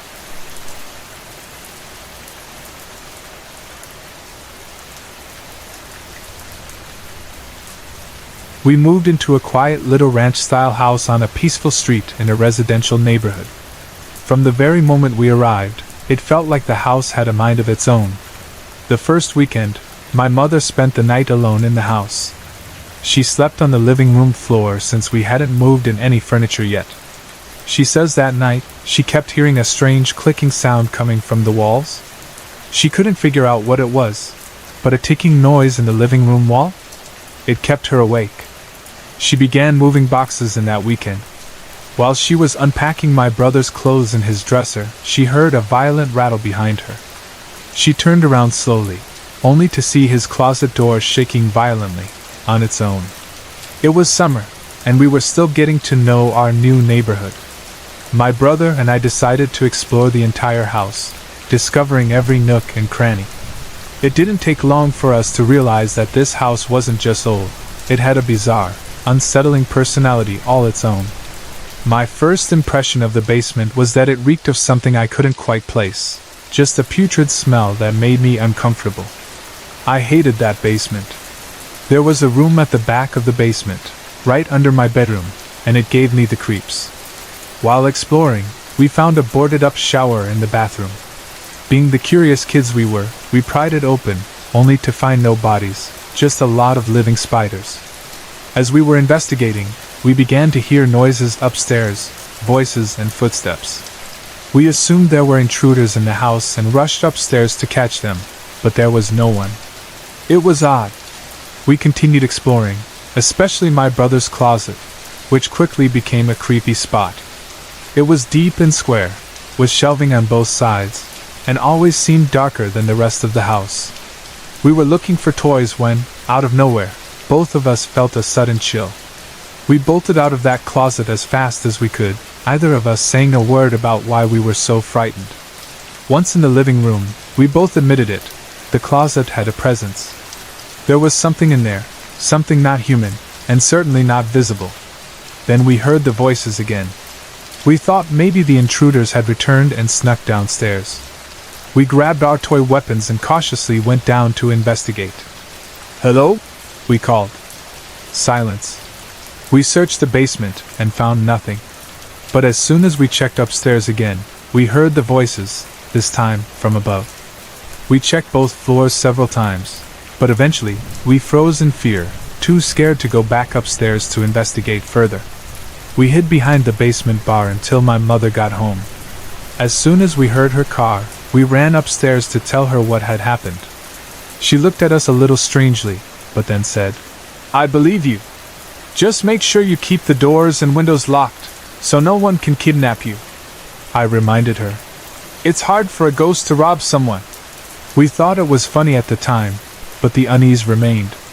Every morning before my mom left for work, she noticed the back door was open.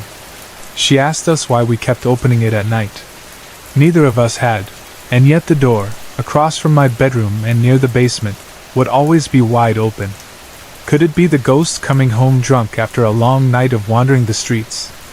Who knows? There were plenty of signs that something wasn't right. Strange things kept happening. Every night at supper time, a raunchy smell would envelope the kitchen and linger for a few moments before fading away, as though something had passed through. We never saw the source of the smell, but we were pretty sure it wasn't a ghost fart. Then, my play phone started ringing by itself. It was a toy phone, one that required buttons to be pressed in order to work, yet the keys seemed to be pressed all on their own. One afternoon, while we were making dinner, I went into my room to find it in the corner, ringing away. I took it apart, but as soon as I left the room, it started ringing again. Needless to say, the toy phone was thrown out.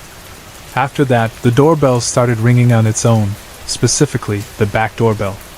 We would be sitting in the living room, watching TV, when we'd hear it. It wasn't like the front doorbell, which had a clear ding-dong sound.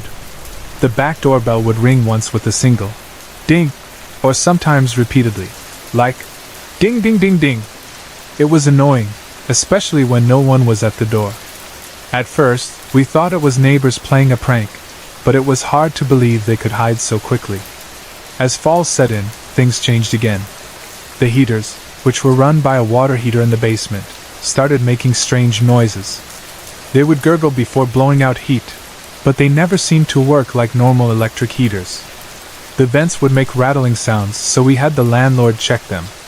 He said they were just old, and nothing was wrong. But even after he inspected them, the rattling continued.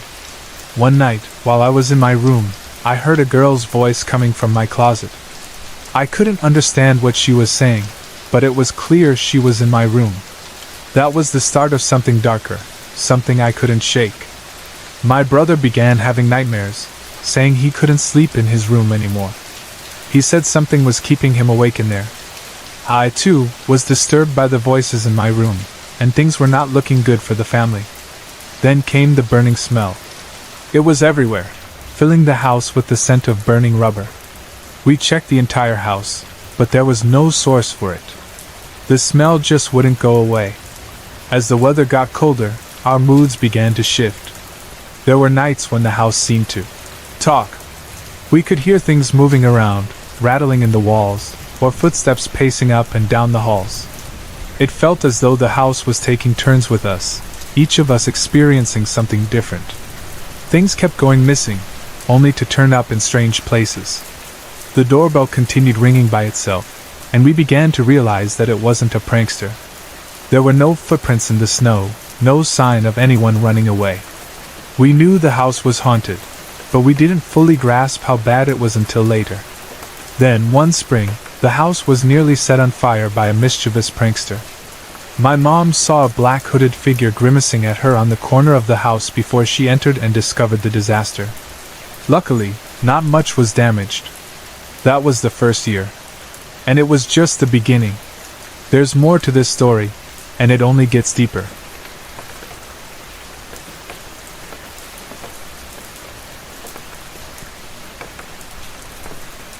I'm 22 now, but when I was 17, I had an extremely terrifying experience that has stayed with me ever since. Growing up, I was always getting into trouble, kicked out of 2 high schools, running away multiple times, and making life hard for both my parents and myself. By the time summer rolled around, I was in full "I'll do whatever I want" mode. One day, my parents called and told me I had to come home. Naturally, I didn't want to, so I said, "No way, I want to hang out with my friends." My parents' response was blunt. Either come home, or find somewhere else to live. So I did. I asked my friend if I could move in with her for a while. She wanted help with the rent, so she agreed. Her apartment was actually the upstairs of a 150-year-old home that had been split into 4 separate units. The building itself was historic, one of the oldest in town, and had a sign out front with the original owners' names. I never even noticed the sign or thought much about the house's history until after I left.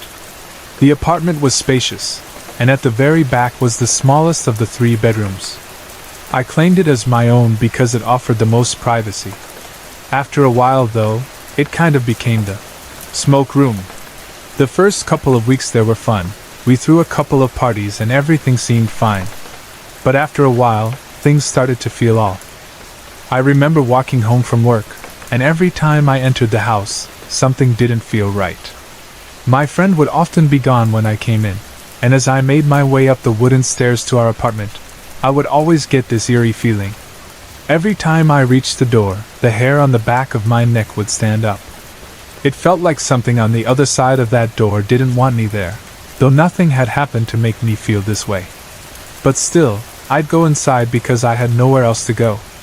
I would get some food, sit on the couch with my back to the wall, and wait for my roommate to come home.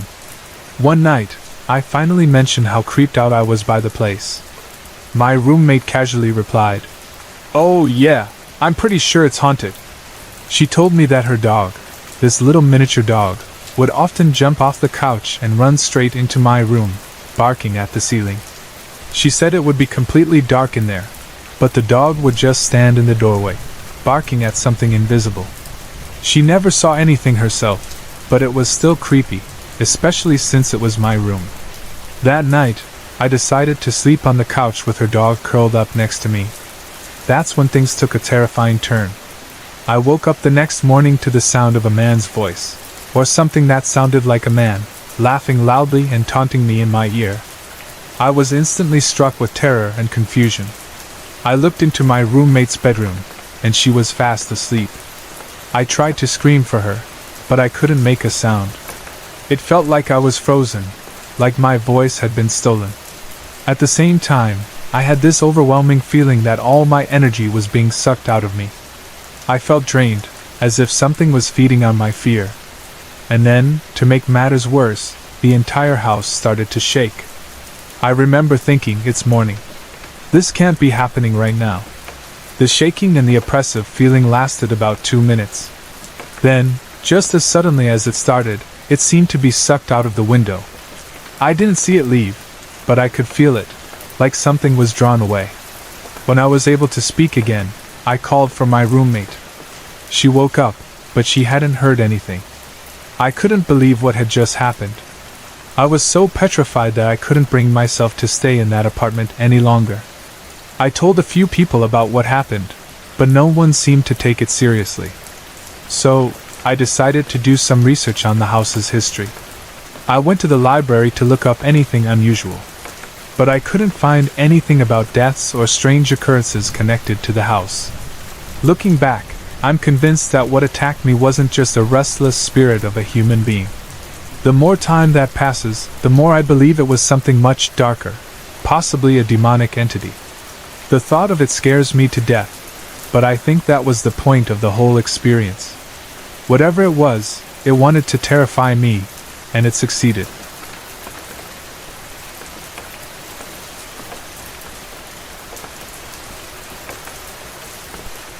Looking back, the hauntings I experienced throughout my life were my introduction to the world beyond. When you're a child, it's hard to understand what's really going on. But children see things, know things, and experience things that most adults brush aside or dismiss. It was the summer of 1987, and I was around 6 years old.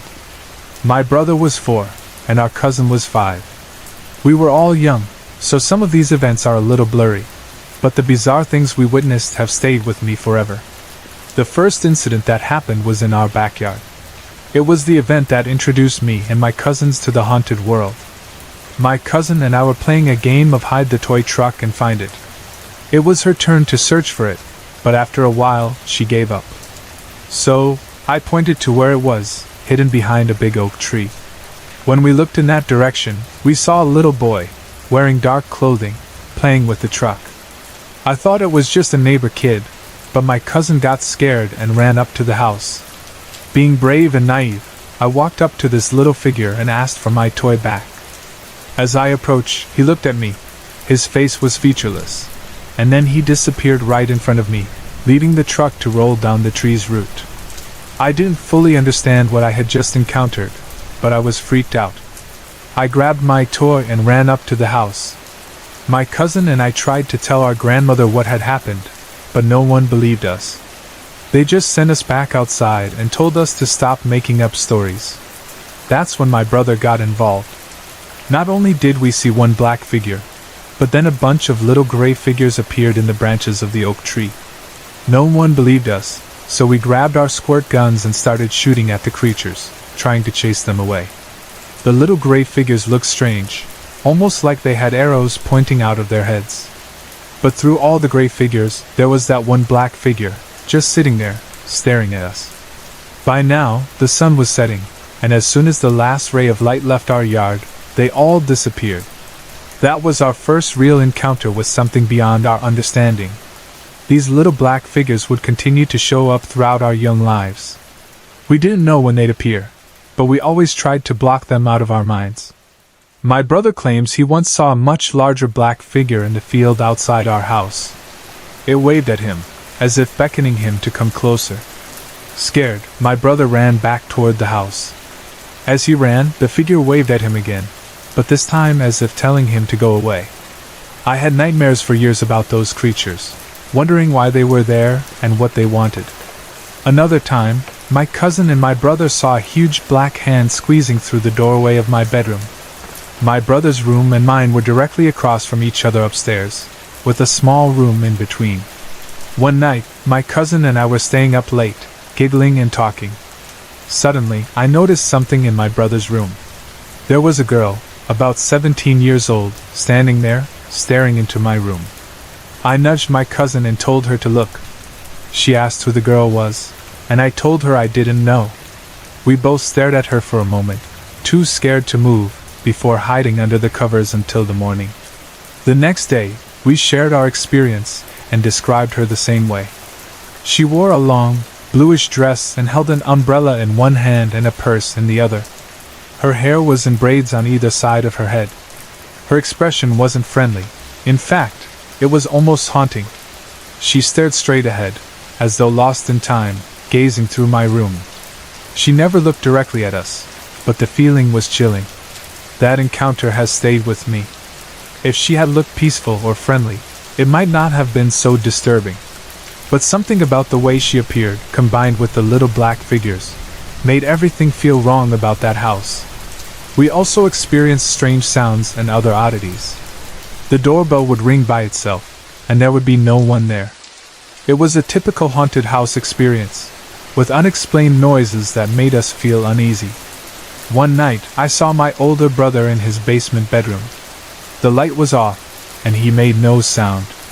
At first, I thought he was just sitting there, so I called out to him, but he didn't respond. That's when I realized he wasn't in the room at all. I ran upstairs and found him on the living room floor, watching TV. Another time, my cousin and I heard my brother and my dad's voices outside in the backyard, but when we went to check, no one was there. They were actually at our grandparents' house. These were just some of the strange occurrences we experienced in that house.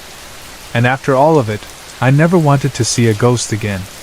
Maybe that's why, as I got older, I stopped seeing things, at least, not in the haunted house or other places I lived. I began telling the spirits that I didn't want to see them anymore. If they were around, I just wanted to feel their presence, and nothing more. And for some reason, that was enough for me.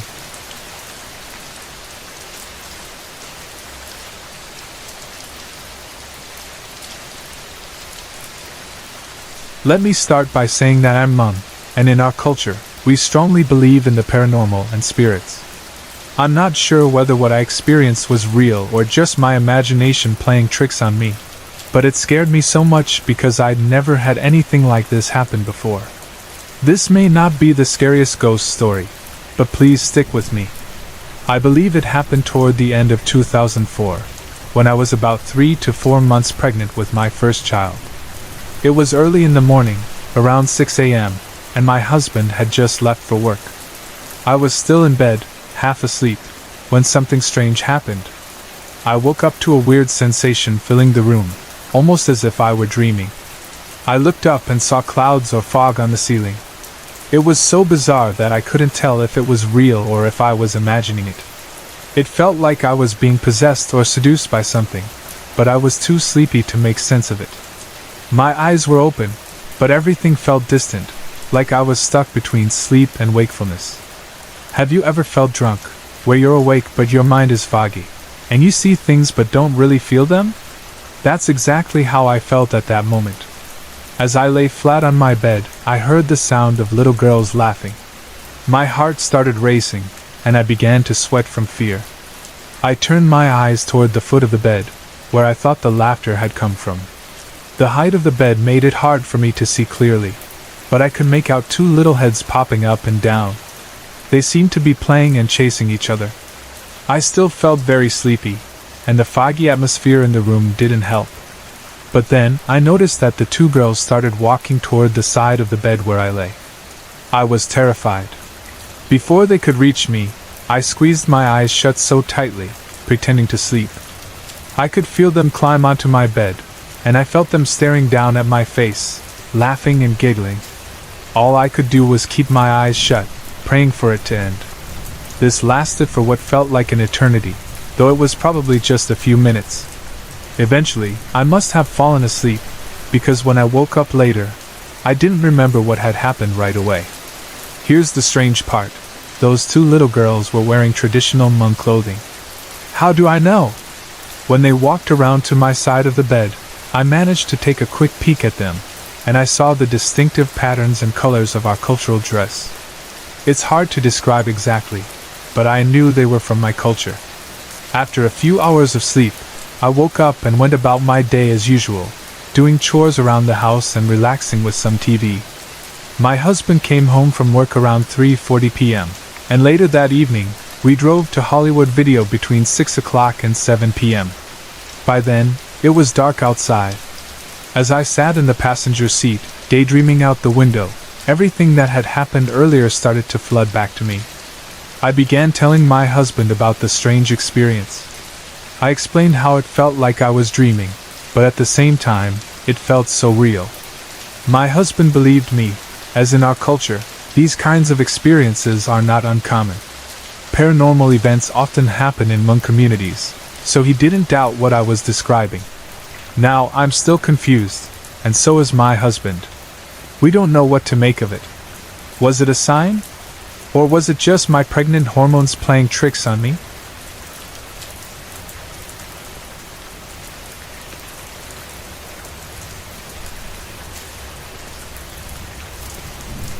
Growing up in my family, we've always been able to see, hear, feel, and sometimes even speak to spirits. It's just something that's been passed down for generations.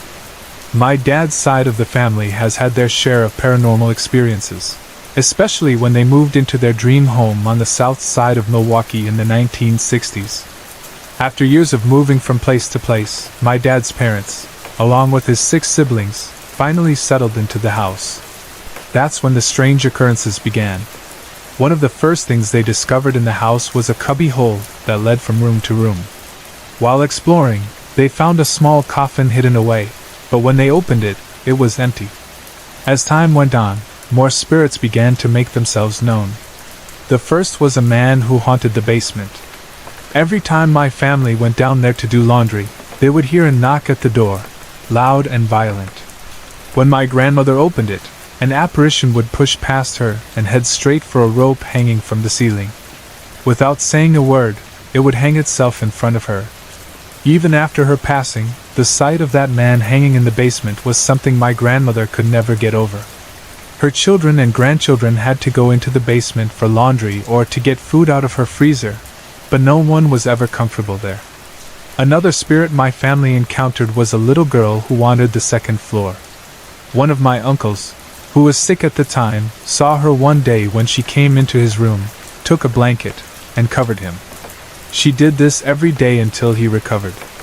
Afterward, when he asked his mom about the little girl, my grandmother insisted there was no child in the house, other than his sisters, of course. But as it turned out, whenever anyone in the family fell ill, this little girl would appear to care for them, covering them with a blanket, just like she did for my uncle. Then there was the woman in white. One night, my dad got home late and went to use the bathroom. He heard noises coming from a room off the living room, a room that was empty. Curious and concerned, he stepped out of the bathroom to investigate. To his surprise, he saw a woman in white gliding across the floor. She stopped at the bottom of the stairs, looked up with a sorrowful expression, and then slowly walked into the pantry. My dad followed her, but when he reached the pantry, he only heard the sound of a rope swinging back and forth. The woman was gone. In my grandmother's room, there was another ghost, one that liked to sit in a rocking chair and watch people as they slept. One night, after my grandmother had surgery and had both wrists in casts, my grandfather, drunk as usual, struck her. But something strange happened that night. My grandfather woke up to a sharp slap across his face. He opened his eyes to see a man standing over him, hitting him repeatedly. In the morning, my grandfather was bruised and bloody, lying on the floor. After that night, he never laid a hand on my grandmother again. Then, there was the ghost of an infant. One night when I was staying over at the house, I woke up to the sound of a baby crying from the basement.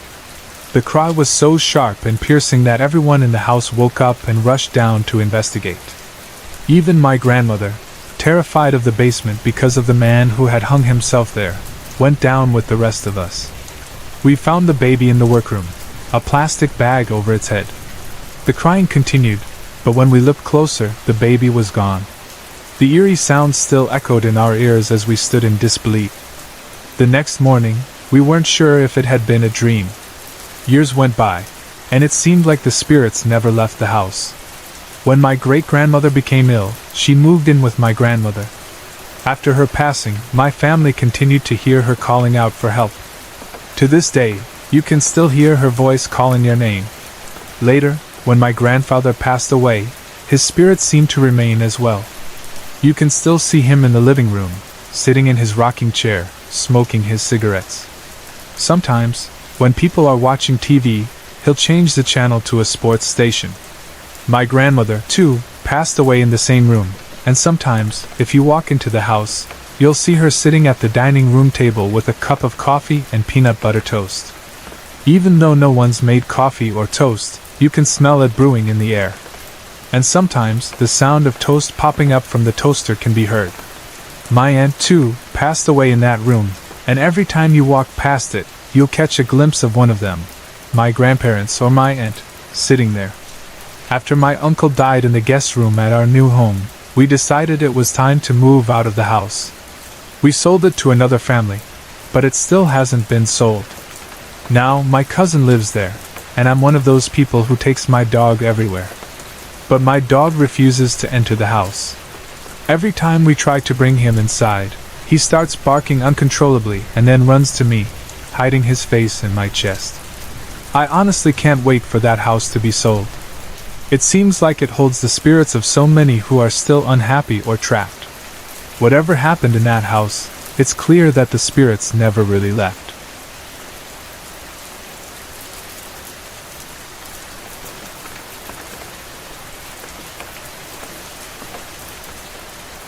Since I was about 2 years old, I've had this spirit visit me, and I've seen her ever since. I'm 15 now, and I'm not scared of her. We've talked in the past, and we're good friends, that's the truth. She knows everything about me, but recently, I've been wondering what's going on with her. For the last week or so, she's been acting differently. She's been upset whenever my friends are over, and she keeps getting bothered if something in my room is moved from where I put it. She's been throwing things around while I'm asleep. I'm a heavy sleeper, so I don't wake up easily, and drawing on my walls. But all of this is just scaring my friends. I used to knock a rhythm on the wall closest to my bed, and she would always repeat it on the other side of my room, but now she only does it every once in a while. I still see her pacing back and forth in my room, and after a while, she leaves but comes right back if I move from where I'm sitting. She's always been a sweet little girl, and she doesn't seem like she's trying to hurt anyone. Sometimes I wonder if she even realizes that my friends are around. Her name is Catherine, or at least, that's what I know her by. She looks almost exactly like me, dark brown hair, blue eyes, but she's only 6 or 7 years old. Catherine always wears the same white dress and smells like honey. The only thing I can't figure out is why she calls me her sister. I'm the oldest, at least I think I am, and I only have a younger brother. I'm the only one who sees her. I used to think my younger brother could see her too because he would look right at her and ask, "Who's that?" But when I tried to answer, Catherine would give me this look that seemed to say, "Don't tell him, it's not safe." Catherine isn't the only spirit I've seen, but she keeps telling me, "Don't talk to them, they're not too happy." So I've just turned away and walked off.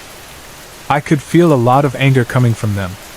They would keep coming back, and I'd sit and watch them walk around until they finally left for a while, then I'd go to where they were. I know, not the smartest thing I've done. They're always shadowy and black, but I can feel them watching us as they move around, like they want something but can't get closer. I want to talk to them, but Catherine keeps telling me not to. They seem to get closer, especially when Catherine isn't around, and I try to avoid them, but they just keep watching and messing with things around me. I'm religious, and I've tried praying out loud. I've even screamed at them, saying I believe in God, but they just seem to laugh. I don't know how else to describe it. It's like they mock me, but they continue doing what they were doing. I just want to understand why Catherine feels the need to protect me, why she's freaking out over little things that don't concern her. Why won't she let me tell anyone about her? Why do these shadow people keep coming to me, and why don't they just leave me alone? I need to figure this out before it gets out of hand with her and these shadows that watch me so closely.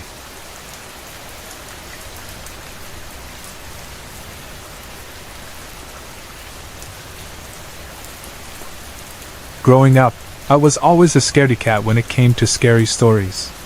My family and I attended church, but when my sisters and I were younger, we weren't as spiritual as we are now.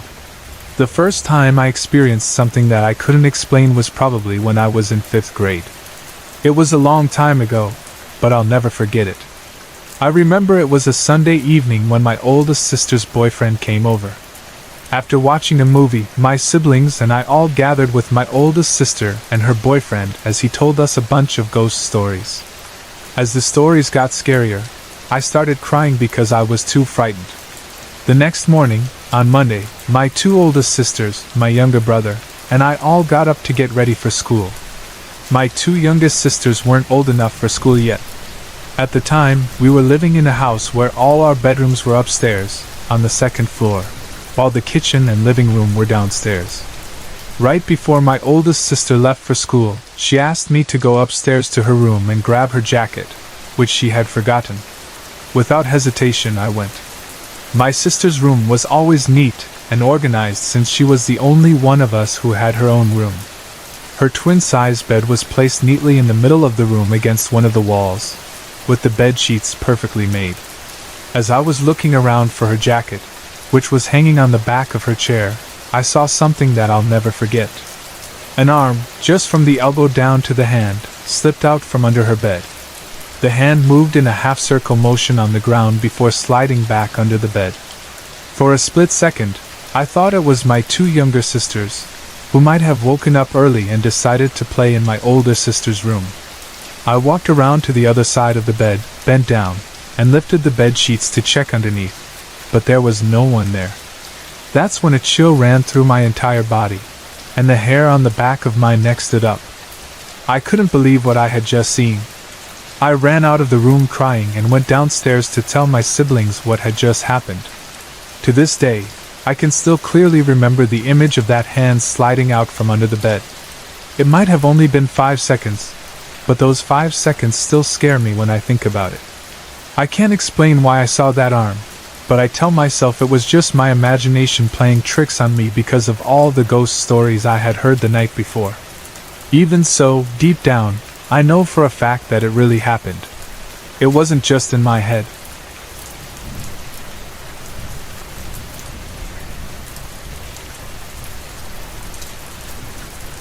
When I was 15, I lived with my aunt and uncle in Chippewa Falls, Wisconsin, during the 1982-83 school year. There were times when I'd be home alone in their house, which was a large split level with a downstairs living room and a small kitchen at the back. In that kitchen, there was a door leading to the basement, and at the far end of the basement, a fruit cellar. There were 2 ways to enter the basement. One was immediately as you went down the stairs, and the other was through the living room and kitchen area. I knew houses creaked and settled, but there was something about this place that didn't sit right with me. As a kid, I always stayed downstairs in the house, and I never felt uncomfortable. But once I moved in with my aunt and uncle, things started to feel different. There were times when I'd be home alone, especially on days off from school, and that's when the strange things started happening. At first, it was subtle. I'd hear things moving downstairs, followed by the sound of footsteps. I tried to convince myself it was just the house settling, but deep down, I wasn't so sure. One day, when I was home alone again, I heard footsteps coming up the stairs. It felt like someone was coming for me. I panicked, ran to the bathroom, and locked the door. I could hear the footsteps getting closer, and then, silence. I stayed locked in that bathroom, terrified. If I could have opened the window, I would have jumped out onto the driveway below. I stayed there for almost an hour, my face stained with tears. Finally, I worked up the nerve to leave and called my aunt, who owned a beauty shop. When I told her what had happened, she seemed calm and explained that my cousin was supposed to come by to pick up some things from the garage. But that didn't make sense to me. If he had come, why didn't he knock or say hello? The bathroom was at the front of the house, and I hadn't seen his car. I called my cousin to ask him about it. He laughed and told me I was delusional. He hadn't come over at all and wasn't planning to until dinner. That made me feel even more uncomfortable. I went outside to try and distract myself, practicing my flute until my uncle got home. This wasn't the only strange experience I had there. One evening, I came home late from church to an empty house. My aunt and uncle weren't home yet. I went around to the back door, turned on the light, and switched on the TV. I noticed that my uncle's little dog, Spunky, was locked downstairs in the basement, so I decided to go get him. As I made my way down the stairs, I heard what sounded like someone trying to stop the dog from barking. Spunky always barked when we came home, but not this time. That's when I freaked out and ran out of the house to a neighbor's house a few doors down, convinced there was someone inside. When I went back with the neighbor to check, the house was empty. No one was there, not even the dog. But what had caused the noise? My uncle had taken Spunky with him, so who, or what, was trying to stop him from barking? I never found out, but it made me even more reluctant to be alone in that house. Things quieted down for a while, but the unsettling feeling never really went away. In 2006, my mom passed away in that same house, the Sunday before Thanksgiving. The following summer, my family had a reunion in Wisconsin, and I ended up staying at my aunt's house. I didn't want to sleep downstairs because of the old memories, but the bedrooms were all taken, so I had no choice but to sleep in the TV room where my mom had passed. That night, I was restless and couldn't sleep. To calm myself, I put on a church movie. It helped, and I was slowly drifting off when suddenly, I felt a sharp smack on my butt. I shot up, confused, thinking my son Dakota had done it, but when I looked at him, his hands were on his stomach. Mom used to do that to us when we'd walk by, and it felt like she was still there. I couldn't explain it, but it made me feel like she was watching over me. A few nights later, my aunt told me she had seen my mom standing in the doorway of her bedroom. She got up to get a better look, but my mom disappeared before she could reach her. Since then, I've only been to my aunt's house once more, and thankfully, nothing else strange has happened to me. But I was relieved to hear that my cousins, my aunt's grandchildren, had experienced similar things. I wasn't the only one who had encountered something paranormal in that house.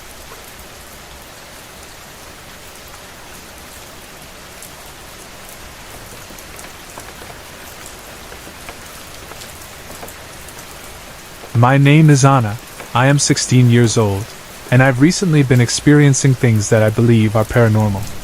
For different times now, I've seen a dark, cloaked figure in the shape of a man. This is the first time anything like this has happened to me, and I don't want my family to know about it. I've only told one of my closest friends, Yolanda. I'm hoping that someone can help me figure out what's going on. The first time I saw it was during choir practice. We were at the priest's house next to the church, and I was taking my guitar and other things to the car. It was around 9 p.m., and I was outside alone. Suddenly, I felt the need to turn around. When I did, I saw a dark figure standing between the trees and bushes next to the house. It had the shape of a human man, but I couldn't see any facial features, just a dark shadow. I blinked, and when I looked again, it was gone. I told Yolanda about it, and she tried to convince me it was just the way I'd seen the trees or maybe a shadow passing by. But I know what I saw was a person, not just a shadow. That night, I couldn't sleep. I woke up in the middle of the night to find the door to my bathroom open. I can't sleep with doors open, and since that door sometimes opens with the wind from the open window, I put books in front of it to keep it closed. When I got up to close the door again, I felt a presence in the room that I couldn't explain, something that still makes me feel uneasy. 3 days after that, I saw the figure again.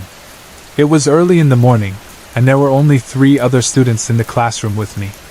I was bored and decided to go talk to the teacher who was selling breakfast in the lunchroom to pass the time. The lunchroom door was right next to my old desk. I got up, and as I was about to open the door, I noticed someone sitting next to the teacher. I looked through the crack in the door and saw the same dark figure from the other night. I could only see its head, and I couldn't make out any other body parts except for its large, red eyes staring at me. When I opened the door to get a better look, the teacher straightened up and turned to say hi. When he leaned back down, the figure was gone. There was no way it could have been a student. I asked the teacher, "Who was next to you just now?" He looked confused and said, "There was no one with me. You're the first person in here besides me." I was freaked out. Now, it was at school too. Last weekend, I saw it for the 3rd time, and at this point I'm starting to wonder if I'm just going crazy. It happened at my house this time. I went to sleep Friday night hoping for a good rest, but I woke up around 3 a.m., like I had been doing since I first saw the figure. I felt the urge to go into the living room. It was like an impulse, and I didn't really think about it. It just felt like there was something waiting for me in the living room. When I entered the room, it was pitch black, but strangely enough, I could see perfectly. There, in the corner, I saw it again.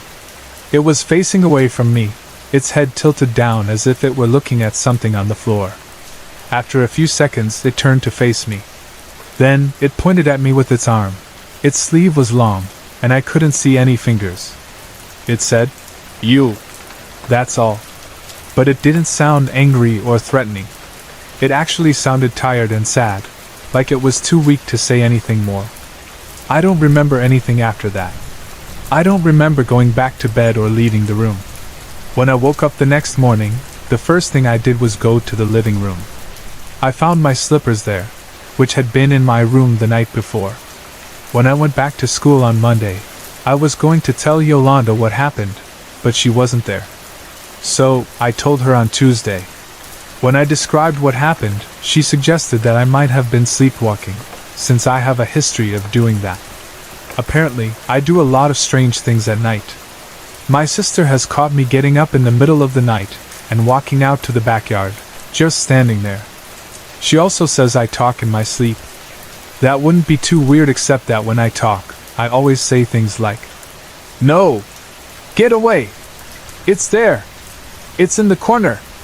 I don't remember any of my dreams. I'm not sure what I'm so afraid of, but my sister also says that sometimes I talk in English, switch to Spanish, and then start yelling in some weird language she's never heard before. I seem to do that a lot. I don't know what to make of this, but it doesn't seem normal. The 4th time I saw the figure was on Tuesday, the same day I told Yolanda about the last encounter. I was at school, and this time, it was in the middle of class, with about 30 other students in the room. I was sitting at my new desk in the corner, and I could see right through the open lunchroom door to the fridge on the other side. As I was doing my work, I turned my head and looked towards the door. That's when I saw the figure walk into the middle of the open door and stand there, staring at me. I motioned to Yolanda, who could also see the door if she turned to the right. I told her to look, and she did. We both watched as the shadow stayed there for a moment longer before it walked past the door. Yolanda saw it too,